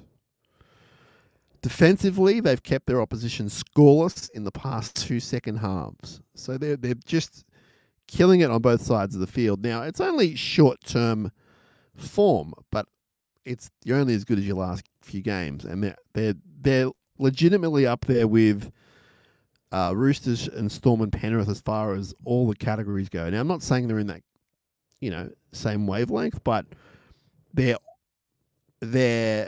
at least statistically and form-wise on the same par, which is, I think, pretty scary. So that's them. And we know about us. Let's tell you about the teams. And Just scrolling down a little bit. Then we did lose to them in round 18, Kieran, as you remember, at Coffs Harbour, 20 points to 16, a very winnable game. And we fluffed it, unfortunately. We've got a chance to redeem ourselves this Friday night. So for the Mighty Sharks, we are, as per last week, in the back line. Stone Street keeps his place, but Trindle is completely ruled out. Led to believe he'll be back for the Knights game. We'll wait and see on it. They've named Blake Brayley at halfback. Cam McInnes is named at hooker. Jack Williams has been named to lock the scrum.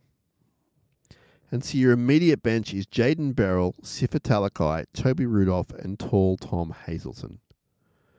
Extended bench of Nephi Peru, Tuku Hatapua, Billy Burns, Marini Hiroti, and Liam Eisen. I got a feeling Big Tuku is not ruled out of contention just yet for this game. I think that maybe they might give Tall Tom a rest. This is pure speculation. I'm not trying to drop hints. I don't know anything. This is my brain telling me that I wouldn't rule out Tuku for this game because I think he's due for a big comeback. But that's the team named. Now, for the other mob, man, they're in good form. So their backline is Keanu Kinney, who is this young fullback who's just taken the world by storm. He's keeping AJ Brimson out of his position.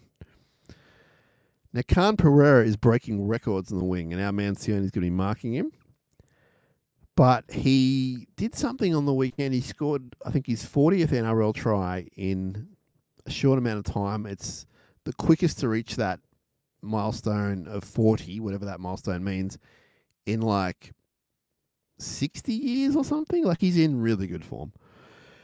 The centers are Brian Kelly and Philip Sammy. Now, I'm not going to say they're underrated, Kieran, but they're probably better than what people may give them credit for. Like, I did a deep dive on the Titans stats.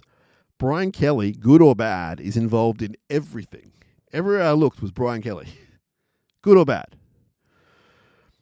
Philip Sammy's not too bad either. Jojo Fafita can catch a ball from a bomb. He's decent, Jojo. Their halves are in great form. So our man Jaden Campbell, he's found his feet at 5'8". Kieran Florin has some sort of youth energy pill that he's taking. I've always been a huge fan. And he's in great form. Like, he's assisting tries, line breaks, he's killing it. Their forward pack is Origin rep Fodueka, who is very, very good. Sam Burrells at hooker, competent. Aaron Clark at prop, tough. David Fafita, second row. Can do nothing, can be the greatest player in the game. Like, he's pretty good, right? Haas, second row, Chris Randall, both competent players. The bench of Isaac Liu, former Newtown Jet, Jamin Jolliffe. Paulu, who's pretty good, young prop. And Palasi as well. So competent bench. AJ Brimson's 18th man. Now, I've wrapped this team just going through that list, but they're going pretty good. Like, I watch footy pretty closely. They're going pretty good. I don't know why. I don't know if it's taken time for Hasler to kind of work his thing. I don't know. I feel like I've been talking for an hour about the Titans. I apologize. What are your initial thoughts, Kieran, on this team and the matchup? I feel like they've got a lot of unstructured players like Campbell and Kinney that have speed to burn, and Foran who can direct around the park, with Verrills who will really straighten up their attack as well. So they've got a lot of threats that can really go at us. It's crazy because, this team is not too different to the team that played us, a few weeks ago when we really expected to win that game. Whereas we go into this one and we're kind of a bit nervous. Obviously, we're a bit more down on troops than where we were before. But it feels like Des has kind of got a bit of a science project up there at the Titans. And I think he's probably spent, the first few months of this season working out where those puzzle pieces fit. Like guys like Campbell, where does he best play? What does he do with Brimson? They just re-signed Brimson on a big deal. So they obviously really love Brimson, but he's 18th man, which is pretty crazy considering You know, giving a guy like that sort of contract, and then not even him making you a 17. So a lot of attacking threats. I think they've got a lot of points in them. It's going to be a huge test defensively for us. Our kicking game is going to be so important in this game because foreign, last time we played them, absolutely kicked us to death and peppered our back three. So it's going to be a good test for Stone Street. It's going to be a good test for the whole team. But look, I think they should be able to get the job done. You know, our expectations for this team are pretty high. Yeah. But yeah, this Titans team's got points in them, and that's what scares me. Yeah, I'm not conceding. I'm not rolling over. I'm not saying we're not going to win. And I think it's going to be different to that Melbourne game because Melbourne, when they need to, they just do the rest of the grind. They know how to do it. They can score 50 points, but their aim is to beat you by 2 every time. The Titans can go a few different ways. Now, they have been really good for the 5 out of 6 games. I think the only loss was maybe to Manly. I'm not sure about that from memory, but there was one loss in there. I think that as good as they're going, and I've wrapped them pretty hard, I do think that when you look at the season as a whole, they're not jumping out at you. It's the last 5 or 6 weeks they've found form. Yeah. Now, that's important. Don't get me wrong. It's important. But there's obviously something there also that can go wrong for them. And I'm hoping it happens this week. I hope we find a way to out wrestle them, out grind them, whatever it takes to slow this team down. I think the coaching staff will be all over it. And I think they're going to have a plan. I just don't know quite what the plan is. The plan, like as I said, you're going to have to score points, but also if you defend well, you're not going to have to score as many points. But defending well against the Titans recently has been pretty hard. Plus, their defense has improved as much as the attack has improved. So it's going to be interesting. The other thing is they have the best completion rate and therefore the fewest errors, right? That's so we need to roll in and we need to complete at minimum 85%. Minimum. If you go 90%, beautiful. And that's a challenge for this team currently. I don't know why. Yeah. I don't know how. It just is. But if we can do that, then you have every chance to beat this team. But they're going to be around that 85, 90%. They're going to be there. That's what they do. Even when they've been losing, they've been just really good at that stuff. So it's crazy. The coach is going to have to drill it into them. The ball is your friend. Like this week, the ball is your friend. Again, like I've said in the past weeks, don't go pushing the passes in your own 20. Once you're in the other half, go for it, do what you like. But I think they're really going to have to respect that ball.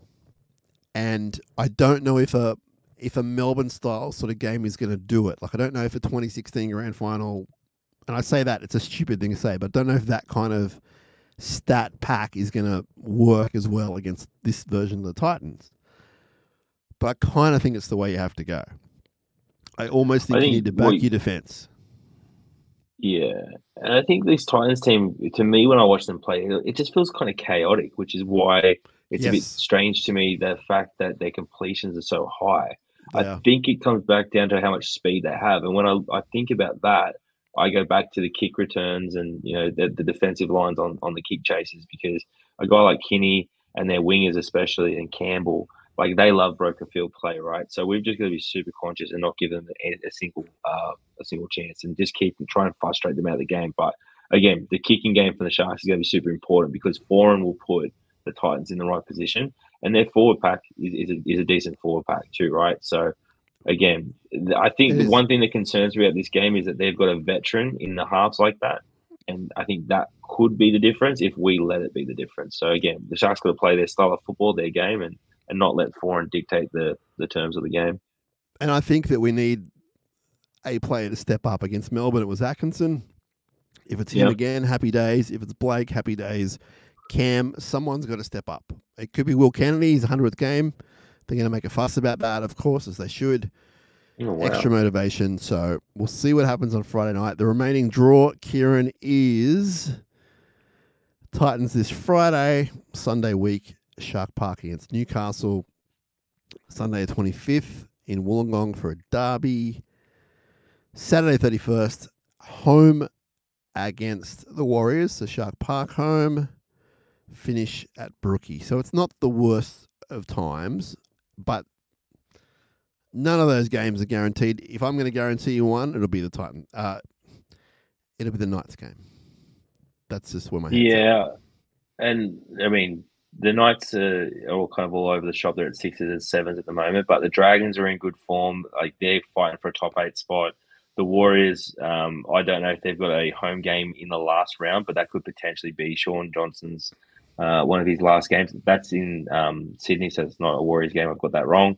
But again, it's going to be Sean Johnson's second last game against his former club, right? So Johnson's going to be up for that. And then that game at Brookvale, which has been a really unhappy hunting place for us over the last sort of time. But the last couple of years we've performed okay out there. So I'll definitely be at that Brookvale game, and I'll be spraying everybody from the Northern Beaches, and I look forward to it. You heading to Brookie? Wow. Okay. I will be at that. All my co-workers live out there, and they're all Manly fans. So really, it could be a great day for me, or it could be a really long trip back to Cronulla. All right. Do you want to explain to our listeners what game we're about to play, please? Yeah. So I've been just scrolling through the internet aimlessly, as I like to do, and I've come across this thing where people will give a random a top 5, right? So I'm going to give Sam 5 different Sharks players, and I want him to rank them in an order, right? So Sam can pick how he wants to rank them on if it's his favorite players, if he wants to rate on who was the better players in their time at the Sharks. However Sam sees fit, he's going to rank them 1 to 5, but Sam does not know the 5 players that I'm going to give him, and he's not able to change it. So if he puts one player, like a Paul Gallen, for example, at number 1, he can't then move him to number 2 later on. So just to double down on that, am I telling you the reason why I'm picking them in that order or not? Yeah, you can give me that answer. So again, I'm going to throw these guys at you in no order. So the order that I give you, I'm not going to try and stitch you up, or maybe I am going to try and stitch you up. So the aim is for you to go such and such, and I go 1, and then you go Paul Gallen. I go All right. So for this one too, I thought I don't want to go too obscure Shark players. I kind of want to have guys that had decent stints at the club, but weren't at the club for super long. So for this week's criteria, I've sort of said players that have played between 50 games and 100 games. Yeah. And so I think I've got a good mix here. Because there are guys that when we play Random Shark of the Week who I don't remember them, and so I'm glad you went for at least 50. Yeah, because I feel like 50 is a good stint, and I was actually surprised at the amount of players that I looked at that I thought I would have played at least 50 games for us that actually didn't make 50 games. And I was also surprised that the players I thought might be in the 90s or 80s but actually played over 100 games. So with that, I think we kick it off, mate. Are you ready for your first one to put on this list? So I'm just ranking them in order, so 1 to 5. Okay, yep, gotcha. Just 1 to 5, right? So you got 5 slots. You don't know which one's coming next. You don't know who's coming. But again, these are 5 players that have played at least 50 games for the Sharks, and you get to rate them on this list. So number 1, I'm going to throw out you to put on your list, Sam Icemonger, who played 74 games for the Sharks. Oh, well, I was a huge fan of Sam Icemonger. It won't be a surprise to you. Really big fan. A guy who was crippled by injuries, a great junior career, didn't let us down when he got to the top grade. Do you have info in front of you? Can you tell me when he played, just out of interest? Or so he played from 1998 to 2005, 74 games for the Sharks. He scored 9 tries for us. So he was he went to the Dirty Dragon, so I don't know if that's going to affect your feelings on him. Okay. Now, how am I judging this? I think I'm just going to judge them as footballers. So, because he was a guy I really love, so I won't say 1. Sam Icemonger. 1 is being the best, and 5 is at the bottom of it, of course. I'm going to put Sam Icemonger of players that play 50 to 100. Might regret this. I'm going to put him at 4. Okay, it's not a bad. It's a good start. I love the guy. Loved him. Sam Icemonger is one of my all-time favorite Sharks players in the random category because he always gave his all. I feel like he was always bleeding as well, and when he hit people, he really hit people. Yep. The next random shark that played over 50 games for us, well, they're not. These aren't random sharks. These are guys No. that they're, Yes. they're legit players that Yep. played for us for a long time. Nigel Vungana. Ooh. Now I guess we're basing it on Cronulla career. Cronulla career. Nigel Vunga. Gee, we're all excited when he came along. And you know what? He had good service. Like he played a lot of centre. He played 5'8" with Noddy. He was a good man off the field, scoring some good tries. Nigel Vungana, I'm going to put at 2. Wow. Okay. Well, look, the surprising thing when I look at Vungana, and I didn't actually feel this, but he played 61 games for us and he scored 32 tries. Yeah. So that strike rate was actually pretty good for us. I think it was just the dour time and the expectations were so high. So he wasn't Bulldog Nigel. Like, let's not beat around the bush. But he gave us good service. When was he there? He was there from 2004 to 2006. Okay, yeah, it's a short time, yeah. Okay. So you've got slot 2 and slot 4 are filled. We've got 1, 3, and 5 to go. Yeah. The next one is one of my favourites of all time for the Sharks. An absolute Cronulla Sharks legend in my eyes. Mm-hmm. Jack Bird, 66 games for the Sharks. Wow. Are you regretting that 2 spot? No, I'm not regretting anything yet. I think you'd probably know where I'm going to go with him. I don't have much room here with Jack Bird. And then I'll look like a fool when you say something else. Yeah, Jack Bird was big in the premiership year, man. Big. The grand final with that arm. But even before that, like, yes, absolutely. But even before that, Rookie of the year before, his combo with old mate was just lights out. Oof. And, you know, he brought a certain swagger that we were missing at that point. Debuted 2015, right? 2015. So that game against the Chooks, where he won the game with the hand over the line the last couple of minutes. Unbelievable. Jack Bird. Not a great ending to the Sharks' career. I think I'm going to have to go at number 1. Because 2 and 4 are taken, you said? 2 and 4 are taken. You filled those slots up. He's a premiership winner. He's a premiership winner. But I feel like there's a big matzo ball coming. I'll have to go 1. Jack Bird 1. Okay, not a bad choice. Jack Bird, one of my favourite Sharks players, won a comp for us, won Rookie of the Year. The next player might make you feel better about your decisions, might make you feel worse, might make you feel uncomfortable about what's to come next. Yes. Jason Ferris. Jason Ferris. So utility Jason Ferris? Yeah, halfback, 5'8", 53 yep. games for the Sharks, 9 tries, 46 goals, 1 field goal. Was there 99 through 2001, so some pretty good seasons for us. I was going to say a bit later as well. 9901. How many games? 53.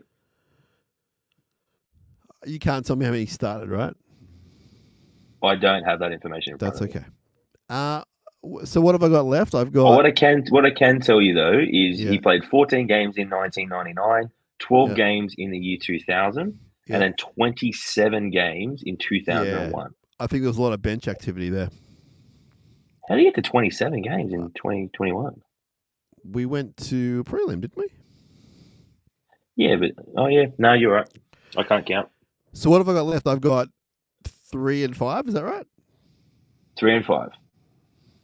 All right. Respectfully, I remember him being a really good player. He's going to get a 5. You're playing it safe. I don't mind that. You've gone a little bit crazy with some of the other ones, but I'm not here to judge you because we've got one player left on this list. I feel like you've been waiting all week for this moment. I just feel like, because people are listening to the podcast. People listening to the podcast, not watching on the YouTube. You can watch on the YouTube. You've got this smile about you that's...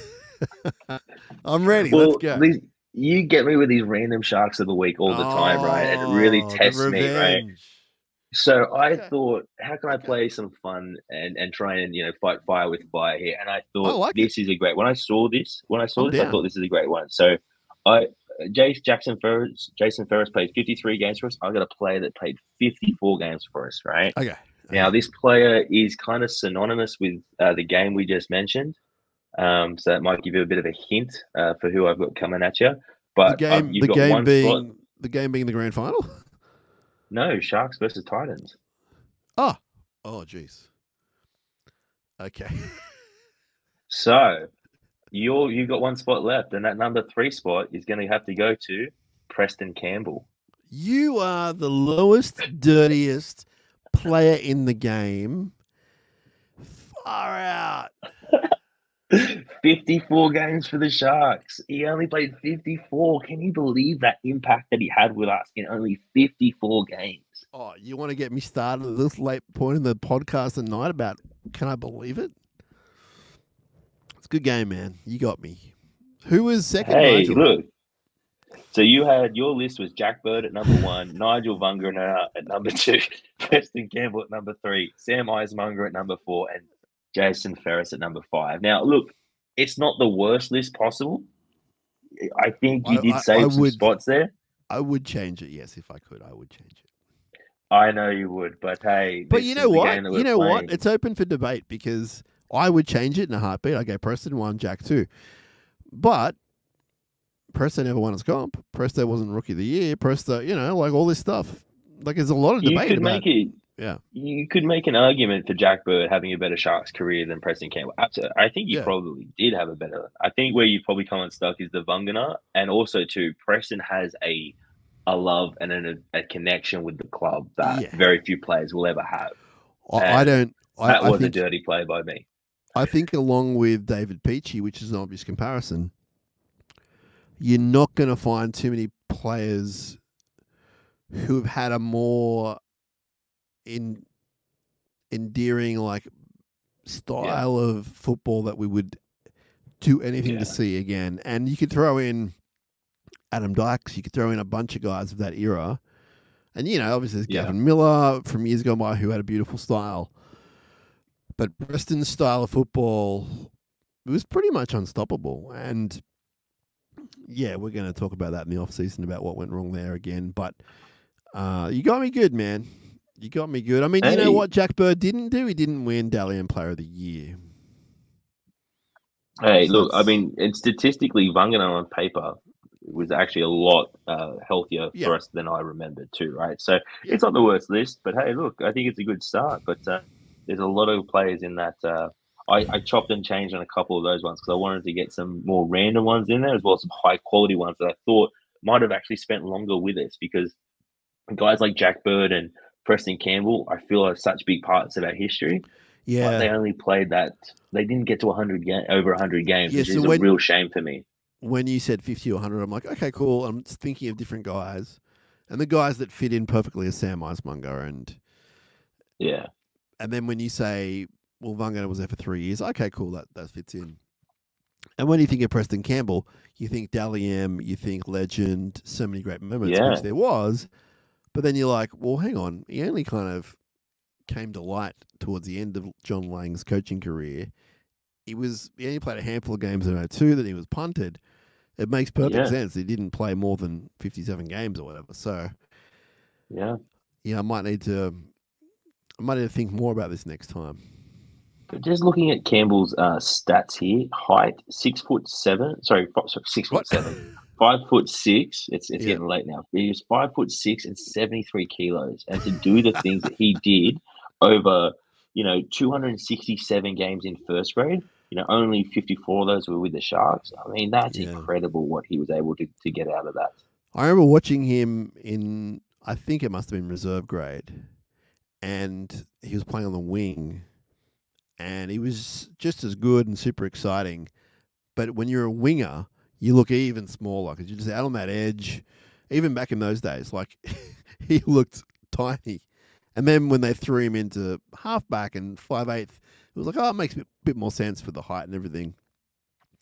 But, he played fullback. He played a bunch of different positions. I feel like he might have, I don't know if officially, but he might have during games played hooker. I remember that. Off the bench. So he filled in a lot of gaps. But he was he was a small dude, and he wouldn't back down from anyone. Like some of my favorite games, like the Canterbury game in the finals in 01, like he was just unbelievable. Like he carried that team so well, and yeah, it was exciting when he was down. He was down for Indigenous round. He couldn't stay for the game. He was down for the last training session. But he's been to a few of the other games over the years, in the last few years. It's so exciting. You know, Peachy's down a couple of times a year. It's so exciting to see those guys. Yeah, you got me good, man. If I was to redo it, I would go Preston 1, Jack Bird 2, and then stick with the rest, I think.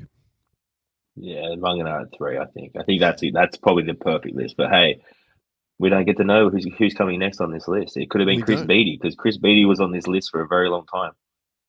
Yeah, right. I mean, good player. Hey, a great Origin player for us. Played a lot. You know, was very impactful. Was very physical. But hey, I was just trying to find ways to stump you because you get me every week. Yeah, I think it's less, obviously, with the responses from us tonight. It's less fun being on this side, but I'm happy to do it. Like, it's fun. It's fun. I'm happy to do it. Yeah, I've never done that kind of challenge before as well. So I was mentally trying to like. And it could be different ways to rank him too. It could just be personal preference favorites, or you might even say, you know what, this week I'm going to do it based on playing style, looks, shoe sizes, whatever you want. That's up to you. Yeah, gotcha. All right, Kieran, I've kept you up long enough. I can't believe you're still awake. You've thoroughly impressed me. Like you usually you're in bed by 5:30 p.m. It's way past that, so I appreciate you staying up.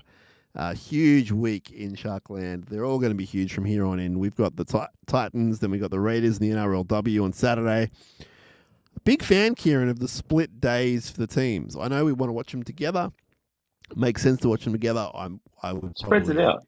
I'd do it, but yeah, it spreads it out, you know. Sharks playing Friday, Sharks playing Saturday. Beautiful. Let's go.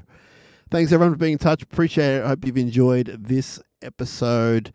I believe it, Kieran, this might be your first... Is this your first midweek show you've done with us? I think I may have done one or two, but yeah, not too often. All right, well, it's good to have you on here. We will talk about your travel schedule over, off air. We'll talk about that privately, and we'll work out where you're going to be the next few Mondays, and we'll adjust. But appreciate you, appreciate all of our listeners. You know what to do. Subscribe, follow us. The other important thing is to tell all your friends and family and colleagues and footy mates and people you sit at the footy with and people you see on the train and people you're at the doctor's surgery and they're wearing Sharks gear, you're wearing Sharks gear. Tell them about SharkCast Enemies. Pod. Enemies are, yeah, because that might irritate them because they might not like us. But just tell everyone about us and keep spreading the word. The pod's trending well. It's doing great. I'm perfectly happy with how we're going, but we can never have enough listeners or viewers, and we just love doing this for everyone. So we really appreciate all the feedback. It's awesome going to the games and just people saying g'day. It's super sweet. We appreciate it. We will talk to you another time, that's for sure. SharkCast Pod signing out. Kieran, can't thank you enough, buddy. I'll talk to you soon. Everyone else, have a great week. And we will talk to you another time. Up Cronulla, let's get that win, baby.